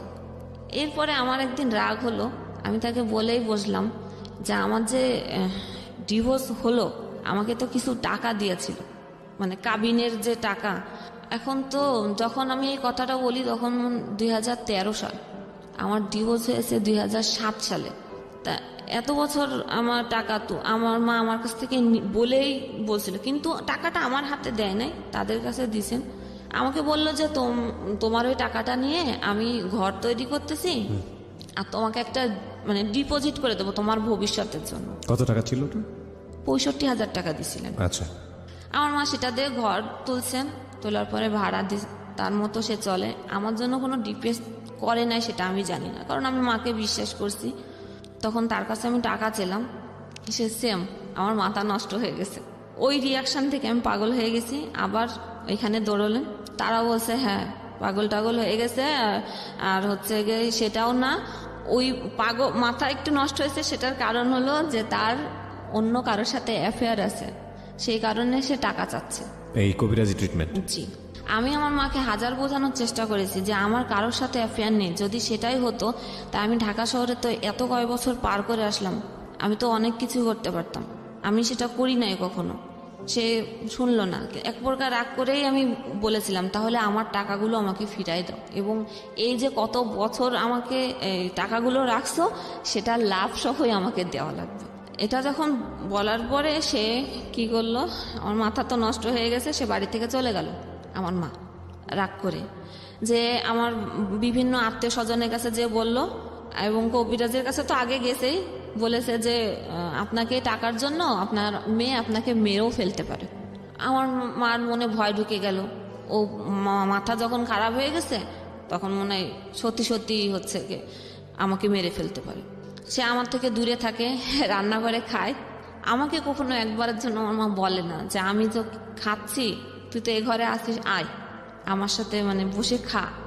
ভালো মন্দ রান্না হচ্ছে, পোলাও রান্না হচ্ছে, মাংস রান্না হচ্ছে, আমাকে কেউ বলে না একবার খেতে। ওর বলার স্টাইল অনেক বেশি হেসে হেসে বলে, এবং আমি খুব ভালোভাবে খেয়াল করছিলাম এটা এক একজনের ধরন। এই হাসিটা কি আসলেই হাসি? এই হাসিটা আসলে কান্না, অভিমান, কষ্ট, কিংবা যদি বলেন রাগ, দুঃখ, যাই বলি না কেন আসলে এক্সপ্লেইন হয় না, আপনারা নিজের জায়গা থেকে বুঝে নেবেন। হ্যাঁ বলেন তারপর। তো আমি সবসময় ভাবতাম যে মায়ের কাছ থেকে ভালোবাসা পাবো যেখানে, সেখানে আমার সাথে এরকম একটাবারও তার কি কখনো আমার জন্য ফিল হচ্ছে না, কষ্ট হচ্ছে না? আমার মার একটা কথা, আমি 50 টাকা তোমাকে দিতে পারবো না, তোমার কাজ তুমি করে নিয়ে তোমার জীবন আমি কোথা থেকে দেব? কিন্তু আমার মায়ের অ্যাবিলিটিও এমন ছিল না যে সে আমাকে দিতে পারবে না, বা আমার মা আমার ভাইদের প্রতিও ডিপেন্ডেন্ট ছিল না যে ভাইরা দিবে সেই হিসাবে তাকে চলতে হবে। ওকে। আমাদের বাড়ি হচ্ছে যশোরেই 2 তলা বাড়ি, নিচে ফ্ল্যাট ভাড়া দেওয়া। দোতলা বাড়ি আপনাদের? হ্যাঁ। তারপর ওই এইরকম অবস্থা? নিচে ফ্ল্যাট ভাড়া দেওয়া, 2 পাশে টিন শেড ঘর করা, সেখানে ভাড়া দেওয়া। এবং আমার ভাইয়াও টাকা দেয় আম্মুকে। আমার আম্মার একার খরচ তো আর আসলে অত লাগে না, সে কি আমাকে পারে না দিতে? কিন্তু সে আমি চাইলে দিচ্ছে না, কিন্তু আমি দেখতেছি যে কবিরাজের বাসায় 5,000, 6,000, 10,000ও যদি লাগে, ইভেন যদি তার ধার করাও লাগে, সেটা সে দিয়ে আসছে। সে দিয়ে আসছে অন্ধবিশ্বাস থেকে। হ্যাঁ, ধার করেও সে টাকা দিয়ে আসছে। তখন আমি রাগ করে চলে গেলাম। আমি প্রথম ফার্স্ট আমার চাচা বাড়িতে। আমার মানে এত বছর জীবনে আমি চাচা, মামা, ফুপু, খালাতো ভাই বোন বা কারোর সাথে কখনো মিশতে দেওয়া হয় নাই। ভাই বোনের যে কি সম্পর্ক, কি টান, বা এক জায়গা হলে কত মানে মানুষ উপভোগ করে আনন্দ, সেটা কখনো করি নাই। তো গেলাম, সেখান থেকে খোঁজ পেল আমার খালু, বললো যে তুই আমাদের বাড়িতে বাসায় আয়, তোর কি হয়েছে দেখি। ওখানে যে থাকার পরে সেই একই অবস্থা। আম্মু খালু এগুলো বিশ্বাস করে না, কিন্তু খালামণিকে আম্মু চুপি চুপি ওই জিনিসগুলো দিয়ে আসে, যে ঠিক আছে তোর এখানে আছে, তুই এগুলো খাওয়াস ওকে, পানিটা নিয়ে এগুলো। আমি একদিন ফলো করলাম যে আমার মা যে জিনিসগুলো আমাকে বাসায় খাওয়াতো, সে জিনিসগুলো আমি খালার বাসায় ওই যে ময়লার ঝুড়িতে আমি দেখতে পেলাম। তখন আমার জিনিসটা খারাপ লাগলো যে এইখানেও আমি আসছি, এখানেও এই অবস্থা, তাহলে এইখানে থাকা যাবে না। রাইট। তারপরে খালা আমাকে একটা কথা বলছিল, ওইটা আমার বেশি হার্ট করছিল, যে বাবা নাই তো অসহায়, এই কারণে রাখছি, এর মা কি করবে। তা আসলে অসহায় জিনিসটা আমাকে হার্ট করছে। ফাইনালি আমি আবার বাড়িতে গেলাম আম্মুর কাছেই। আম্মা তো বাসা থেকে আমাকে দেখেই বললেন যে ও যদি এই বাসায় থাকে, আমি এই বাসায় থাকবো না। শীতকাল, সন্ধ্যের সময় সে চলে যাচ্ছে আমাকে দেখে, সন্ধ্যের সময় আসছি। তা আমার এত শীত, আম্মা চলে যাবে ঘরের থেকে, দরকার নাই, ঠিক আছে আমি বাইরে থাকতেছি। আমি সারা রাত শীতের মধ্যে, সোয়েটার নেই, কোনো কিছু নেই, আমি সারা রাত সিঁড়িতে বসে থাকলাম। আমার মা ঘরে ঠিকই ঘুমালেন লেপের মধ্যে। সেখানে ভাইয়াকে ফোন দিলেন ঢাকায়, যে ওর তো মাথা খারাপ হয়ে গেছে, এখন কি করবি কর, ও তো আমাকে মেরেই ফেলবে। আমি অমুককে দেখাইছিলাম, সেখানে এই কথা বলছে, তুই আয়। ভাইয়া ওই রাত্রেই রওনা দিল ঢাকা থেকে। আসলো সকালবেলা, এসে দেখে যে আমি দাঁড়ায় আছি উঠানে। তো মানুষজন ডেকে বলল যে দেখেন, একটা সুস্থ মস্তিষ্কের লোক কখনো এই শীতের মধ্যে সারা রাত কি বাইরে থাকতে পারে? না। তাহলে বোঝেন সবাই যে আমার মা যেটা বলে সেটাই রাইট কিনা, যে ও আসলে তাহলে পাগল হয়ে গেছে। তাই আমি পাগল হয়ে গেছি।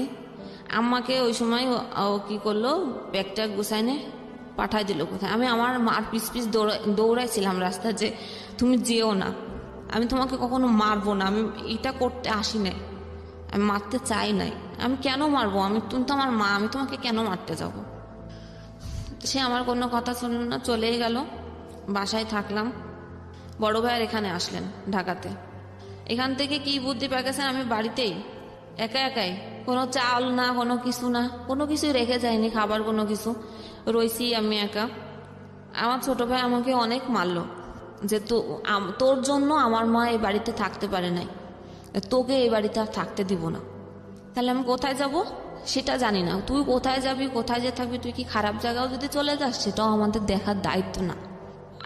তারপরে পাশের বাড়ি থেকে একটা ছেলে এসে ও বলল যে থাকবে, ও থাকুক, আপনি মানে কিছু করেন না।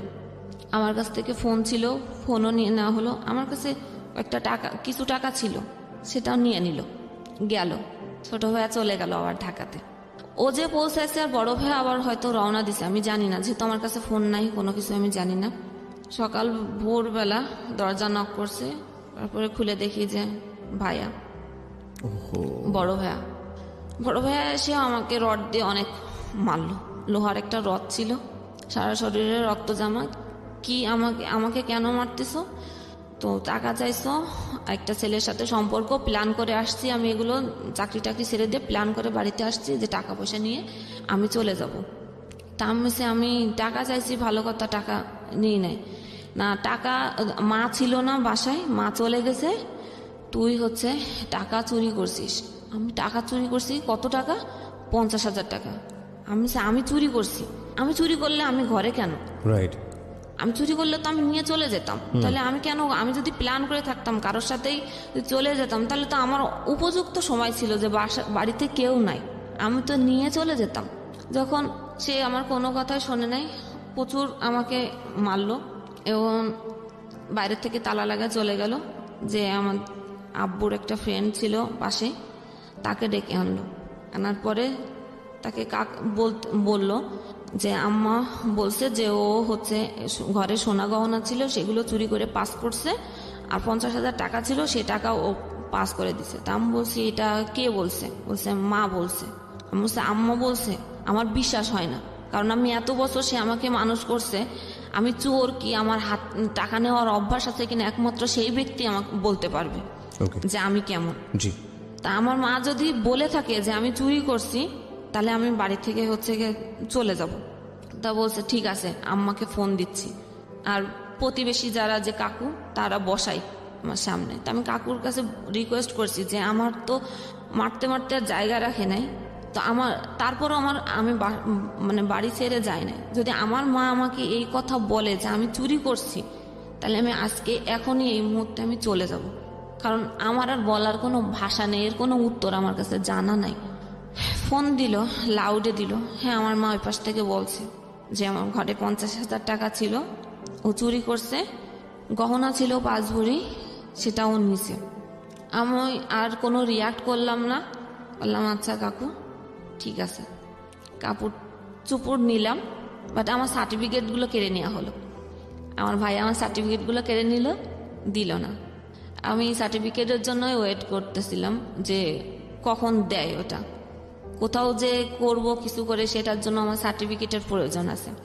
তারপরে বাড়িতে থাকতে দিল না, বের করে দিল ওই সময়। যে আমি আমার কাকু আমাকে নিয়ে গেলো যে আমার বাসায় থাক, দেখি তোর মাকে বোঝাতে পারি কিনা। রাইট। কাকুর বাসায় থাকলাম 14 দিন। আমার মা ঢাকা থেকে। এই ভাসমান জীবনের পরিণতি আসলে শেষ পর্যন্ত কোথায় গিয়ে দাঁড়ায়? হ্যাঁ, সে কাকুর বাসায় 14 দিন থাকার পরও আম্মু আর মানলো না, বললো যে ও থাকলে কোনোভাবে আমি বাড়িতে থাকবো না। তার অনেকভাবে বললো যে আপনার মেয়ে, এটা তো ছেলে না। নিজের মেয়ে? হ্যাঁ, ছেলে হলে একটা জায়গায় যে রাত কাটাতে পারছে, যে কোনো কাজ করতে, এটা তো আপনার মেয়ে, ও তো চাইলেও পারবে না কোথাও যে কাজ করতে, বা আপনি কেন এটা বুঝতেছেন না? তাই কোনো কথাই সে শুনলো না। আমি ঠিক করলাম তাহলে আমি কোথায় যাব। তো ব্যাগ ট্যাগ নিলাম। সেদিন ছিল, এই দিনটা মনে আছে যে 14 ফেব্রুয়ারি 2015 সাল। আমি সেই আগের যার সাথে আমার বিয়ে হয়েছিল, এক্স হাজব্যান্ড, জি, আমি তার অফিসে গেলাম। এতদিন পরে গেলাম। সেইখানে যাওয়ার পরে সে একটু নাচেনার ভান করেছিল আমাকে দেখে। তারপরে ওইখানে যারা ছিল, মানে অফিসে তো অনেক লোকই থাকে, সেখানে পরিস্থিতি সামাল করার জন্য সে মানে নর্মালি আমার সাথে কথা বলার পর আমি বললাম যে আসলে আমার বাড়ির পরিস্থিতি একটু খারাপ, এরকম অবস্থা, আমার আসলে যাওয়ার জায়গা নেই দেখে আমি লাস্ট অবধি এখানে আসছি, যে আমার একটু থাকার ব্যবস্থা করা যায় কিনা। সে তখন তার কলিগের বাসায় আমাকে কিছুদিন রাখলো। রাখার পরে একটা এনজিওতে লোক নিচ্ছিলেন, সেখানে আমাকে পাঠানো মানে কলিগের বাসায় 1 মাস রাখার পরে একটা বাসা নিয়ে দেয়। সে বাসাতে সে আসতেন বলতে তার যখন ট্রেনিং থাকতেন, এর মধ্যে সে কিন্তু বিয়ে করছে, তার একটা ছেলে সন্তানও আছে। আচ্ছা, এটার পরেও আমি যখন গেলাম, সে আমাকে ওই মুহূর্তে আমার মুখের সামনে সে আমাকে ফিরাই দেয় নাই। সে কলিগের বাসায় 1 মাস রাখার পরে বাসা নিছে। সে যখন খুলনাতে বিভিন্ন ট্রেনিংয়ে যেত তখন ওইখানে যে থাকা লাগতো, সেই সময়টা আসতো আমার বাসায় থাকতো। মানে আপনার সঙ্গে একটা হাজবেন্ড ওয়াইফ সম্পর্ক সেই সময়টাতে ছিল। সে যেখানে রাখছে সব জায়গায় তার ওয়াইফ পরিচয় দিয়ে রাখছে, এবং অফিসে যখন গিয়েছি সে কিন্তু বলে নাই, যে সে যখন পরিচয় করায় দিছে আমার ওয়াইফ, হ্যাঁ আমার ওয়াইফ। 3 মাস পরেই ওই এনজিও চাকরির জন্য আমাকে পাঠায়। সেখানে যখন ভাইবা দিতে যাই, ওই ভাইবাতে ছিল একজন আপু, যে আমাদের এক বাড়ির পরেই তার বাড়ি। সে কিছুটা একটু একটু শুনছিল যেহেতু এলাকায়, তো সে বলছে তুমি ওনার ওয়াইফ, আমরা তো ওনাদের সাথে অনেক বছর কাজ করি, সেটা তো আমি জানি না। আমার তো এখানে আর বলার কিছু নেই, কারণ আমি তার কিছুই বললাম না যে আপু আমার আসলে জবটা দরকার। এখানে ট্রেনার হিসেবে আমি যোগদান করলাম। আপনার বিভিন্ন ইউনিয়ন কাউন্সিলে ভিজিডির চাল দেয় সরকার থেকে, ওটা একটা প্রকল্প। সেখানে স্যালারি আমার 5,000 টাকা ছিল, কিন্তু সে যে আমাকে ওই চাকরিটা দিয়ে আস্তে আস্তে যে দূরে সরাই দেওয়ার জন্য করছে সেটা আমি বুঝি নাই। ওই কয় মাস সে আমাকে খরচ টরচ দিছে, বাসা ভাড়া দিছে, খাবার খরচ সবই দিছে। এইটুকুই বা করে কে? হ্যাঁ, তাই না? না করলেও তো পারতো। রাইট। এটা করার পরে এবং ওই চাকরিতে ঢোকার সময় 10,000 টাকা দিতে হয় জামানত। এখন অনেক মেম্বার, 10 টাকা করে হলেও অনেক টাকা হয়ে যায়। যখন টাকা তোলা হতো 4 লাখ 5 লাখ করে টাকা উঠতো। এই কারণে জামানত দেওয়া। 10,000 টাকা সে নিজেই দিল জামানত হিসেবে। এরপরে আর যোগাযোগ যখন করে না, তখন আমি বাসাতে মানুষের কাছে কি জবাবদিহিতা করব? যে কাউন্সিলরকে আমাকে দিয়ে আসছে সেখানেও তো সে একই পরিচয় দিয়ে আসছে। আমি তো কাউকেই জবাব দেবে না যে তোমার হাজবেন্ড কোথায়, কেন আসে না। কোনো একটা ডাউট আছে, এটা তো মানুষ বোঝে, যে মাসের পর মাস আসে না, ফোন দেয় না, খোঁজ নেয় না, নিশ্চয়ই কোনো সমস্যা আছে। আমি আর কিছু বলতাম না। এরপরে আমি চাকরিটা ছেড়ে দিলাম। এত কথা উত্তর না দিতে পেরে? হ্যাঁ। আচ্ছা, যেখানে থাকবো না ওই মুহূর্তে আর চাকরি নাই। আসলাম কোনো রিলেটিভ না, যেহেতু কোনো রিলেটিভের বাসায় আমি যাওয়ার মতো পরিস্থিতি নাই। শুধু একটা রিলেটিভের বাসায় একদিন গিয়েছিলাম থাকার জন্য 1 রাত, আমার ফুপু বাসায়। ফুপু বোন আমাকে ওই যে চোর, এজন্য সে আমাকে বটিনে কুপাতে গেছিল যে এই মুহূর্তে বাড়ি থেকে বেরোয় যা, তো এখান থেকেও চুরি করতে পারিস। কি অসহনীয় জীবন, কি অসহনীয় জীবন। অথচ সে আমার বোনটা আমার থেকে কিন্তু ছোট। এরপরে আসলাম আমাদের বাড়িতে। আপনি বলছেন এতগুলো ঘটনা ঘটে গেছে আপনার জীবনে, আপনি কাঁদছেন না? আপনি কি পাথর হয়ে গেছেন শোকে? সহ্য করতে করতে এখন আর চোখে পানি আসে না। কারণ প্রতি মুহূর্তে যুদ্ধ করছি যে আমাকে উত্তরণ করতে হবে, কিন্তু একটা জিনিস এর মধ্যে শুধু মাথায় কাজ করতো যে আমাকে পড়ালেখা শেষ করতে হবে। এটা খেয়াল রাখবেন একটু, ওর গল্পটা কোথায় গিয়ে দাঁড়ায়। হ্যাঁ, তারপর? এরপর আমাদের বাড়িতে দীর্ঘদিন ভাড়া ছিল। ওনাদের সাথে কোনো এক প্রকারে ওইখানে যে রাস্তা আমার দেখা, ওনারা ওইদিকে বাড়ি করছেন ওই গ্রামে। ওনাদের বাড়িতে যে আমি থাকি 1 মাস, ওনারা অনেক ভালো। 1 মাস থাকছি, আমার আম্মার সাথে তাদের প্রতিনিয়ত দেখা হতো, কিন্তু তারা কখনোই কোনো সময় বলে না যে আপনার মেয়ে আমাদের বাড়িতে আছে। বরং তারা আরও জিজ্ঞেস করতো যে ও কেমন আছে, আপনার মেয়ে কোথায়। বলতো ও আছে, ঢাকায় আছে, কিন্তু তারা তো জানতো যে আমার বাসায় আছে। তো আপনার সাথে যোগাযোগ হয় না? বলতে হয়, যে কোনো একটা ভাবে পাশ কাটা যেত, আমার কোনো প্রসঙ্গ আসলে কথা বলতো না। তাদের বাসায় 1 মাস থাকার পরে আমি তখন মোবাইলে ফেসবুক অ্যাকাউন্ট খুলি। আচ্ছা। এর আগে আমার ফেসবুক অ্যাকাউন্ট ছিল না। তো ফেসবুকে ফ্রেন্ড লিস্টে নক করতাম ফ্রেন্ড যারা ছিল, যাদের চিনতাম না জবের জন্য। ফাইনালি একজন আমাকে বলল যে হ্যাঁ জব দিতে পারি, শর্ত আছে। কি শর্ত? টেক অ্যান্ড গিভ, যেটা এখন চলে সবাই জানে যে টেক অ্যান্ড গিভ কি। তো আমি সেই মুহূর্তে ভাবলাম যে আমি কখনো এত কষ্ট ফেস করছি, কখনো এইরকম কোনো নোংরা জিনিস আমার মাথায় কাজ করে নাই, কিন্তু আমাকে তো জবের এখন দরকার। তখন আমি মানে রাজি হলাম, কিন্তু আমার মনে ছিল যে আমি জবটা নিব, তারপরে আমি তাকে টেকনিক্যালি অ্যাভয়েড করে যাব, এরকম কোনো ইচ্ছে, মানে আমি তার সাথে 2 নম্বরই করব, এটা এরকম একটা ইচ্ছে। আচ্ছা, ফাইনালি আমি আবার ঢাকায় আসলাম। তো যেদিন আমি মানে ঢাকায় আসছি সব কিছু নিয়ে, আমি ঢাকায় এসে কোথায় থাকবো, কোথায় উঠবো আমি নিজেও জানি না। রাত্রে রওনা দিলাম। অন্য সময় আমাদের ওদিকে হচ্ছে ফেরি পার হতে হয়, নদী ঘাট পার হতে হয়, অনেক জ্যাম থাকে। রাত্রে রওনা দিলে সকালে ফেরিতে ওঠে, ওদিন কোনো জ্যাম নাই। পুরো এসে রাত 2টার সময় নামাই দিছে কলাবাগান। এখন আমি কোথায় যাব? ওখানে মনে হয় সম্ভবত স্কয়ার হাসপাতাল। আমি হাসপাতালেই বসে বসে ভাবতেছি যে এখন আমি কি করব। আমাকে তো যে জবের জন্য আমাকে ডাকছে ওইখানে আমার ইন্টারভিউ দিতে যেতে হবে। ফোন টিপছি আর ভাবছি যে কি করব। ফোন টিপতে টিপতে একটা ভাইয়ার নাম্বার চোখে পড়লো। আমার বান্ধবীর বিয়েতে যে পরিচয় হয়েছিল বরযাত্রীর, ওইখান থেকে আমি তার নাম্বার নিয়েছিলাম। সে আমার নাম্বার জানে না, যে আমি ঢাকায় থাকি, কখনো যদি ঢাকায় যাও দেখা করো, এরকম। ওই নাম্বারে আমি ফোন দিলাম, দিয়ে বললাম যে ভাইয়া আমি তো এরকম ঢাকাতে আসছি, আমার একটু প্রবলেম আছে, আপনি আমাকে একটু থাকার জায়গা ম্যানেজ করে দিবেন, টাকা পয়সা নিয়ে আপনার হেল্প করা লাগবে না, জাস্ট একটু থাকার ব্যবস্থা। সে বললো ঠিক আছে। তখন ভোর ভোর হয়েছে। সে বললো যে আমি আসছি। সে থাকে ফার্ম গেটেই। সে রিক্সা নিয়ে আসলো, এসে আমাকে নিয়ে গেল তার বাসাতেই, একটা ব্যাচেলার বাসায়। ব্যাগ রেখে আমি ফ্রেশ ট্রেশ হয়ে আমি গেলাম জবের ইন্টারভিউ দিতে, টেকনিক্যাল। ওখানে যাওয়ার পরে বললো যে আপনি কালকের থেকে জয়েন করেন।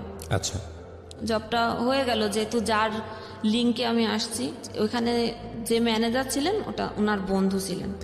তা আমি যথারীতি চাকরি করছি, ওনার সাথে আমি আর দেখা করি না। মানে কন্ডিশন ছিল জব হওয়ার পরে আপনি এই রিলেশনশিপে যাবেন। ওকে, আমি আর দেখা করি না। উনি বারবারই হচ্ছে আমাকে নক করতেই থাকে। এরকম করে প্রায় 6-7 মাস পার হয়ে গেছে জবে। অফিসেও যেতেন, আমার ওই অফিসে করতেন। আর এদিকে ওই ভাই আমাকে হোস্টেল ঠিক করে দিলেন, হোস্টেলেই উঠলাম। একদিনের পরিচয়, আমাকে চেনেও না, আমার বাড়ি কোথায় সে জানে না, সে আমাকে হেল্প করলো। হচ্ছে জব ভালোভাবে চলছিল, ওটা প্রেশার দেওয়া শুরু করলো। যখন ফোন রিসিভ না শুরু করলাম, তখন আমার ম্যানেজারকে ফোন দিত, ফোন ধরে না কেন। আচ্ছা, ম্যানেজার আমাকে ডেকে জিজ্ঞেস করে তুমি কেন ফোন ধরো না, ওটা না তোমার ভাই? সে হ্যাঁ আমার ভাই। আমি তো জানি যে সে হচ্ছে কি, কিন্তু তার কাছে প্রকাশ করতে পারতাম না।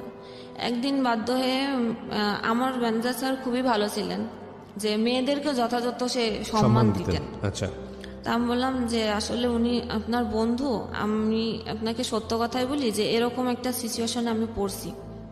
এখন সে তো রীতিমতো আমাকে এই করতেছে, এবং সে আমি যে ঢাকায় আসব তিনি আগের থেকে আমার জন্য বাসা ঠিক করেছিলেন, কিন্তু আমি জানি না। এবং সে সেখানে বাসা ঠিক করার পরে সেই 6-7 মাস পরে এসে বলে যে আমি তো বাসা ঠিক করেছিলাম, যখন ফোন ধরি না, যখন দেখছে যে না আমি তাকে অ্যাভয়েড করতেছি, তখন বলতেছে যে এই 6-7 মাসের বাসা ভাড়া আমাকে দিতে হবে। আচ্ছা, আমি কেন দিব বাসা ভাড়া? যে তুমি তো না করো নাই। আমি আসছি কি আর কখন আসবো সেটা তো আপনি জানতেন, তাহলে আপনি কেন আমাকে না জানায় বাসা কেন ঠিক করলেন? আমি তো আপনাকে একবারও বলিনি যে আমার জন্য বাসা ঠিক করেন আপনি। এই বাসার টাকার হ্যাম্পার আমার পরে দিতেই আছে, এবং যার বাসা হচ্ছে নিচে সে স্থানীয় একজন লোক, সে নাকি তাকে হুমকি দিচ্ছে এই সে করবো টাকা না দিলে। আমার ম্যানেজারকে জানালাম, ম্যানেজার বললো যে তুমি টেনশন করো না, আমি এটা হ্যান্ডেল করতেছি, যেহেতু ও আমার ফ্রেন্ড তো আমি এটা হ্যান্ডেল করতেছি। যখন আমার ম্যানেজারকে দিয়েও তার কোনো কাজ হলো না, তখন বলে যে অফিসে লোক পাঠাবো, এই করব, রাস্তাঘাটে অনেক কিছু করব। একটু ভয় পেতাম। এর মধ্যে হচ্ছে আমি মাস্টার্স ভর্তি হয়েছিলাম। ওই বাংলা কলেজে?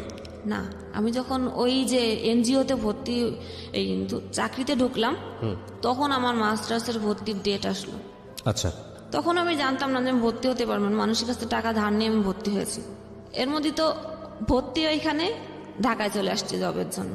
যশোরে ভর্তি? যশোরে ভর্তি। আচ্ছা, আসলাম। এখন পরীক্ষা দিতে, ওই পরীক্ষার সময় সে এরকম শুরু করলো, আমি আমার ম্যানেজারকে বারবার বলছি যে আমি তাহলে চাকরি ছেড়ে দিই, এরকম যখন সমস্যা হচ্ছে।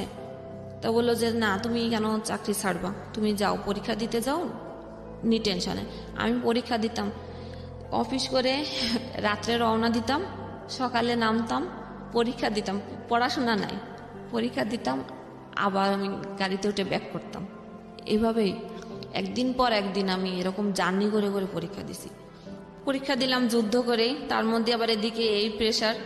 অফিসে যারা ডিরেক্টর থাকেন উনি ছিলেন, আমি ছিলাম প্রশাসন বিভাগে। প্রশাসন বিভাগের ম্যানেজার আলাদা, এক্সিকিউটিভ ডিরেক্টর আলাদা, প্রোডাকশনের ম্যানেজার আলাদা, এবং আমি ছিলাম ওয়েলফেয়ার অফিসার হিসেবে। ওয়েলফেয়ার অফিসারের কাজ হলো, ওটা গার্মেন্টস ফ্যাক্টরি। ওয়েলফেয়ারের কাজ হলো সেই একই, সমস্ত মহিলা কর্মীদের ট্রেনিং দিতে হবে, জি, এবং তাদের ভালো মন্দ, তাদের ম্যাটারনিটি সুবিধা, তাদের ছুটির সুবিধা, এবং তাদের যে টাকা পাওনা দিই, জি, এইগুলোর সব ফ্যাসিলিটি কি সেটা আমাকে ডিট করতে হবে কোম্পানির সাথে। মালিক পক্ষের লোক থাকে আলাদা, আমি হলো তাদের পক্ষের লোক বা কনভেনার বা রিপ্রেজেন্টেটিভ। জি। তো মালিক পক্ষের থেকে বলতো কি মেয়ে নিয়ে আসছে, চেহারা ভালো না, সুন্দর মেয়ে লাগবে। মানে আমার জায়গা যে আগে ছিল সে সুন্দর ছিল এবং তাদের সাথে সময় দিত। আমার ম্যানেজারকে বারবার বলতো তুমি এটা কি মেয়ে নিছো, একটা সুন্দর, যারা ওয়েলফেয়ার সবার সাথে কাজ করবে তাকে তো সুন্দর দেখতে হবে। তো ম্যানেজার বলতো যে আমার তো কাজের দরকার, একজন শিক্ষিত মেয়ে লাগবে, প্লাস যে কাজ করতে পারে আমার তাকে লাগবে, আমার চেহারা দিয়ে কী করবো, সেটা সাপোর্ট দিত আমাকে। এবং যখন অফিস অনেক রাত করে অনেক সময় শেষ হয়ে যেত, তখন সে তার বাসায় দিকেই আমাকে নিয়ে আসতো, ছোট বোনের মতো দেখতো সে।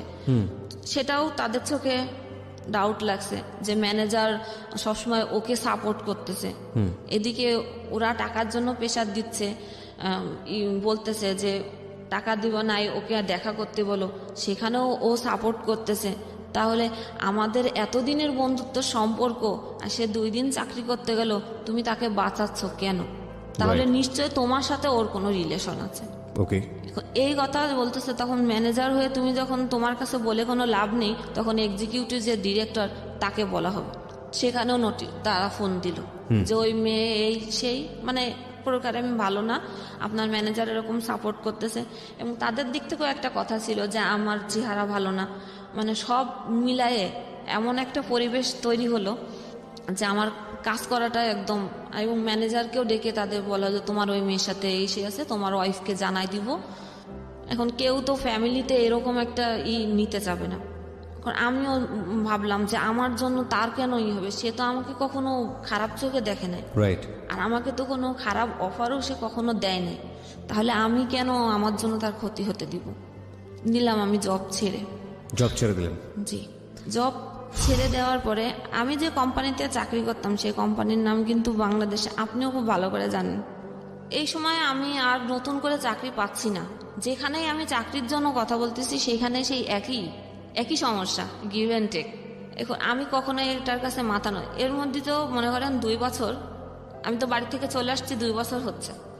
2 বছরের মধ্যে আমাকে কেউ একবারও খুঁজলো না, আমাকে কেউ একবারও ফোন দিল না, কেউ ভাবলো না যে এই মানুষটা যে বাসার থেকে চলে গেল, একটা মেয়ে মানুষ কোথায় গেল, খাচ্ছে কি না খাচ্ছে। 2 বছরের মধ্যে 4টা ঈদ গেছে, বাকি সব দিন হচ্ছে গিয়ে আমি বাদ দিলাম যে আমাকে কেউ মনে করে না, কিন্তু ঈদের দিনও কি আমার মার আমার মনে পড়ে নাই? True question. এই প্রশ্নটা রেখে বিরতি নিতে চাই। মা এটা সৃষ্টিকর্তার সবচাইতে বড় উপহার, কিন্তু জীবন এত অদ্ভুত, এখানে না কোনো ইকুয়েশন ঘাটে না।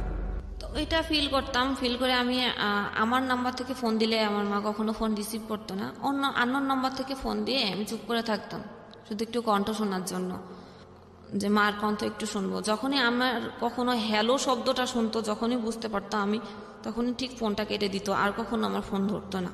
এবং আমার ভাইও না, আমার বড় ভাই তো আমাকে টোটালি ওই সময়ই, সেই 2 বছর আগে আমার সাথে কথা বলে নাই।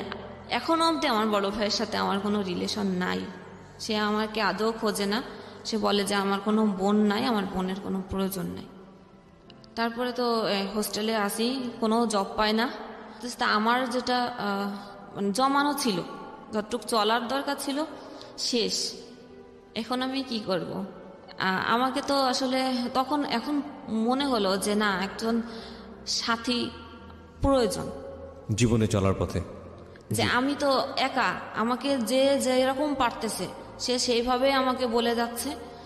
খারাপ কথা থেকে শুরু করে মানে অফার দেওয়া থেকে শুরু করে খারাপ, আমি কোনো ভালো কিছু পাই নাই।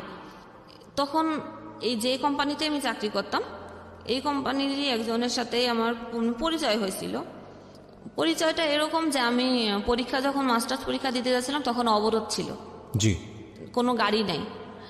আমি কিভাবে যাব তাকে বলেছিলাম, সে আমাকে ঘাট পর্যন্ত পৌঁছে দিয়েছিল। তারপরে আমি বাইকে করে করে আমি যশোর পৌঁছাইছি, যেখানে গাড়িতেই যেতে লাগে 7 ঘন্টা, বাইকে করে করে যশোর পৌঁছায়।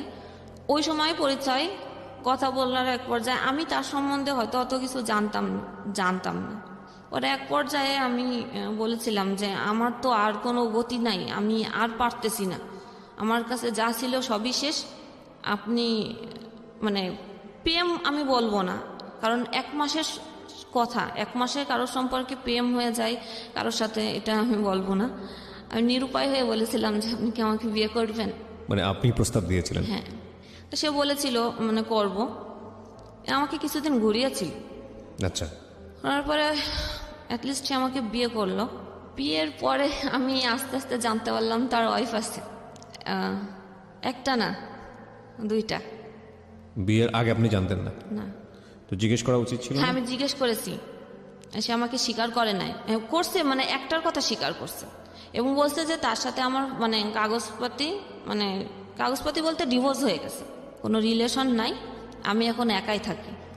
যেহেতু আমার একটা প্রবলেম আছে এবং কোনো মেয়ের ফ্যামিলি যদি মানে পাশে না থাকে, সে মেয়েকে কখনো আমার জানা মতে বা আমার দেখা মতে, আমার লাইফ থেকে আমি বলতেছি, যে কোনো ভালো ছেলে বিয়ে করতে চায় না।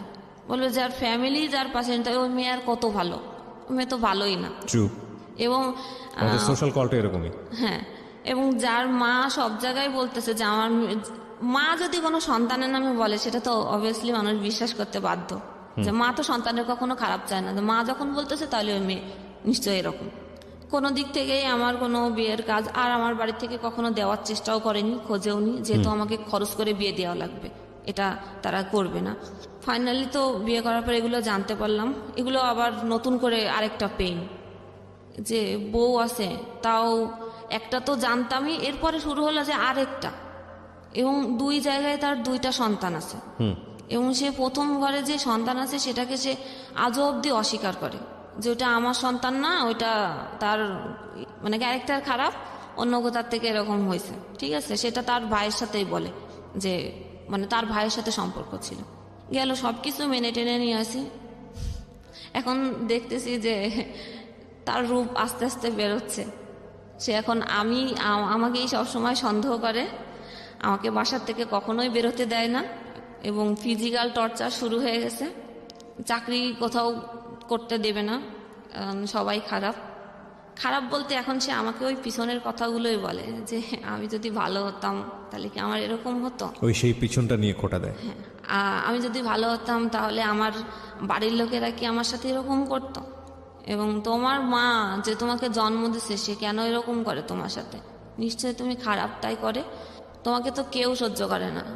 এবং সে আমাকে স্পষ্ট বলে দেয় যে তোমার ভালো না লাগলে তুমি চলে যেতে পারো, আমি দিব না কোনো কাগজ, তুমি কাগজপাতি দিয়ে, এটা গতকালও আমাকে বলছে, তুমি কাগজপাতি দিয়ে চলে যেতে পারো। এখন আর জীবনের কোনো কিছু এখনো খুঁজে পায় না, এখনো আশা করি যে না, আমাকে এখনো কিছু করতে হবে, একটা জায়গায় আমাকে দাঁড়াতে হবে। হয়তো আমার নিজের যদি কিছু থাকতো, বা আমি নিজে যদি একটা জব করতাম, নিজে যদি ভালো পজিশনে থাকতাম, হয়তো আমার দিকে এই আঙ্গুলগুলো তুলতো না কেউ। তার মানে আপনি এখনো স্টিল ফাইট করে যাচ্ছেন, প্রতিনিয়ত ফাইট করে যাচ্ছেন। কেন এই গল্পটা বললেন এই প্রশ্নটা আমি করব না, কারণ সবাইকে আমি একই প্রশ্ন করি। তো মানে আজকের এই জীবন গল্পটা শুনে অনেক মানুষই একটা জিনিস ফিল করবে, অনেক মেয়েই ফিল করবে, আল্লাহ কত ভালো রেখেছে তাদের। হ্যাঁ বলেন। আমি এখনো আমার ভুলগুলো খুঁজে পাই না, যে আমার ভুলটা ধরায় দুক, আমি শুধরে নেব। কারণ ভুল যে কাজ করে সে কিন্তু একটা ঘোরের মধ্যে থাকে, সে কিন্তু বুঝতে পারে না যে আমি ভুল করতেছি না ঠিক করতেছি। আমি ফাইটের মধ্যে আমার সামনে যে পজিশন আসছে সেই পজিশন মেনটেন করে আমি চলছি না, এটা যখন আমার সামনে এসে দাঁড়াচ্ছে তাহলে আমাকে এখন এটা করতে হবে। কিন্তু সেটা ভুল না ঠিক আমি নিজেও এখনো জানি না, যে আসলে কি আমি ভুল করেছি। সব ভুলের জন্য কি আমি দায়ী? আমাকেই সবসময় সবাই আমাকেই দায়ী করেছে, যে আজকে সব কিছুর ভুলের পিছনে আমিই দায়ী। এখনো অবধি আমাকেই দায়ী করে, আর এখনো অবধি আমার মার সাথে আমার কোনো যোগাযোগ নাই। কিভাবে চলে আপনার দিন, কি করেন, মানে সকাল থেকে শুরু করে সন্ধ্যা পর্যন্ত? এই তো সকালে রান্না, সে আমাকে দেখাশোনা করে এটাই, যে বাসা ভাড়াটা দেয় আর বাজার, এর ব্যতিরিক্ত তার কাছ থেকে আমি কোনো কিছু এক্সপেক্ট করি না।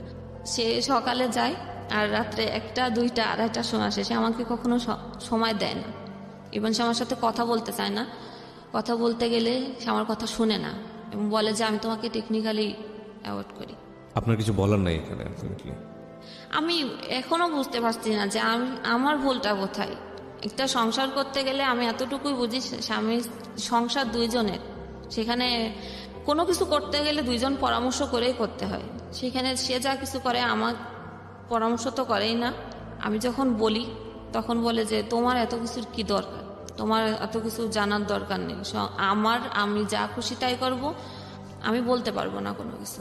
আমি বললে আমাকে টর্চার মারে, গায়ে হাত তোলে? হ্যাঁ, সেদিনও আমার নাকে এমন একটা ঘুষি মারছে, সারা রাতই ব্লিডিং হয়েছে নাক দিয়ে। তারপরেও এই যে FM এর প্রতি যে আগে একটা ঝোঁক ছিল। খুব বাজে একটা প্রশ্ন করি, এই প্রশ্নটা করতে ইচ্ছে করছে এই কারণে, আমরা যখন অনেক বেশি ফ্রাস্ট্রেটেড হয়ে যাই, আমাদের এই যে গল্পটা আমি শুনলাম, তো আপনার তো একুল উকুল দুকুল কিছুই নাই। একুল উকুল বলতে বোঝাচ্ছি কারণে যে একটা মেয়ের জামাই সংসার না থাকলে ঘরে ফিরে যায়, বাবা মা থাকে, আপনার সেই জায়গাটাও নাই। কেউ কোনো মানুষই আপনাকে জায়গা দিল না। মাঝে মাঝে এরকম মনে হয় না যে সুইসাইড করে ফেলি? ও সেই প্রসঙ্গটাতে, মানে আমার মা যখন আমার সাথে এরকম করতো, আমি একবার বিষ খেয়েছিলাম। আচ্ছা। এজন্য খেয়েছিলাম যে আমি বিষ খাওয়ার পরেও আমি রিয়াকশন দেখতে চাই যে আমার মা আমার প্রতি কতটা আগ্রহী। ও আচ্ছা আচ্ছা। হ্যাঁ, এটা আমার দেখার জন্য আমি এটা করেছিলাম। আমি যে রাগ করে করেছিলাম না, যে সে আমার কাছে আসে কিনা, যে আমার সন্তান আজকে মরে যাচ্ছে, যে আসলে ওকে কাছে আসে। কিন্তু তখনও না, সে আমার কাছে আসে না। এমনি সাইডের লোক পাঠাইছে যে ওকে একটু মানে কি করলে কি হয় সেটা একটু দেখতে, কিন্তু সে ওই দূরেই ছিল। তারপরে সে আমার সাথে কথা বলে নাই। এর মধ্যেও তার একবার ঘুমের ওষুধ খেয়েছিলাম, তখন আম্মাকেও বাসায় ছিল না। ওই যে যখন চুরির ঘটনাটা হয়েছে, ওটা সহ্য করতে না পেরে আমি ঘুমের ওষুধ খেয়েছিলাম। এখন আর মনে হয় না যে আর মরবো, কারণ ওটাও কষ্ট আছে, মরতে গেলেও কষ্ট। এরপরে কি হবে? Fine, it's a big question. এরপরে আসলে কি হবে? এবং আমি মাস্টার্স কমপ্লিট করেছি, আর এখন যে আমার হাজবেন্ড, সে কিন্তু SSC পাস। আচ্ছা, তো আপনি মাস্টার্স কমপ্লিট করেছেন, আপনার কি সরকারি চাকরির বয়স আছে? হ্যাঁ আছে, এখনো তো আপনি 3 BCS বছর ট্রাই আছে। করেন, অন্যগুলো ট্রাই করেন। এখন কি হয়েছে যে আগে আমি এত ভালো স্টুডেন্ট ছিলাম যে কোন পৃষ্ঠায় কি পড়তাম আমার কিন্তু মনে থাকতো 1 মাস পরেও, যে আমি অমুক পৃষ্ঠায় এত জায়গায়। এখন আমি এত কিছু মানে পড়ি, চেষ্টা করি, আমার কোনোভাবে আমি মনে রাখতে পারি না। ব্রেনে অনেক চাপ পড়েছে যে কারণে। সো আপনাকে যদি বলতে বলি যে আমাদের যারা লাখ লাখ শ্রোতা আছেন তাদের উদ্দেশ্যে কিছু বলার জন্য, কি বলবেন? কিছু বলার আছে একেবারে নিজের জীবন থেকে? থাকে না যে আপনি যে অভিজ্ঞতার মধ্য দিয়ে গেছেন, সেই অভিজ্ঞতার আলোকে যদি কিছু বলতে বলি? কি বলবো, কারণ বা এটা যদি না বলেন তাহলে শুরুটা একটা হয়েছিল। জায়গায় এরকম আসতে পারি কিনা যে এত ফ্রাস্ট্রেশন, এত বেশি ঝামেলা, এত বেশি মানে কি বলা যেতে পারে, লাইফে কোনো জায়গায় কোনো হোপ নেই, তার মধ্যেও আপনি বেঁচে থাকেন, মানে সামনে নিশ্চয়ই একটা স্বপ্ন আছে, রাইট? এখনো খোটা শুনি যে শিক্ষিত হয়েছি শুধু টাকাই নষ্ট করেছি। না, সেটা ঠিক আছে, কিন্তু মানুষ তো একটা স্বপ্ন নিয়ে বেঁচে থাকে যে আজকের পরে অন্তত আমার আগামী দিনটা এরকম সুন্দর। তো আপনার কোনো স্বপ্ন আছে? এই স্বপ্ন থেকেই যে আমি কোচিং করেছিলাম একটা নিউজ প্রেজেন্টারের। তো ছোটবেলায় যে বলেছি যে আমাদের বাড়ি টিভি ছিল না, কিন্তু আমার ওই জিনিসটার প্রতি কিন্তু আগ্রহ ছিল, ওই টিভিতে একটু দেখা যাবে। আমি নিজেকে ভাবতাম মাঝে মাঝে যে ওইখানে কি আমাকে কখনো দেখা যাবে, এটা আমি ভাবতাম। চুরি করে আমি টিভি দেখতে যেতাম, এটার জন্য অনেক মার খেয়েছি, কিন্তু এতদিনে সম্ভব হয় নাই, এই পজিশনে থেকে আমি পারি নাই। হয়তোবা সেটা আর হবেও না, কিন্তু একটা সংসারের স্বপ্ন থাকে না একটা মেয়ের, যে একটা ছিমছাম সংসার, একটা বাচ্চা কাচ্চা। বাচ্চা কাচ্চা, সেখানে আমার একটু প্রবলেম ধরা পড়ছে, আমার ব্লাডে প্রবলেম আছে। মানে এটা কি ডাক্তার বলে দিয়েছে যে হবেই না এরকম? হবে না, ট্রাই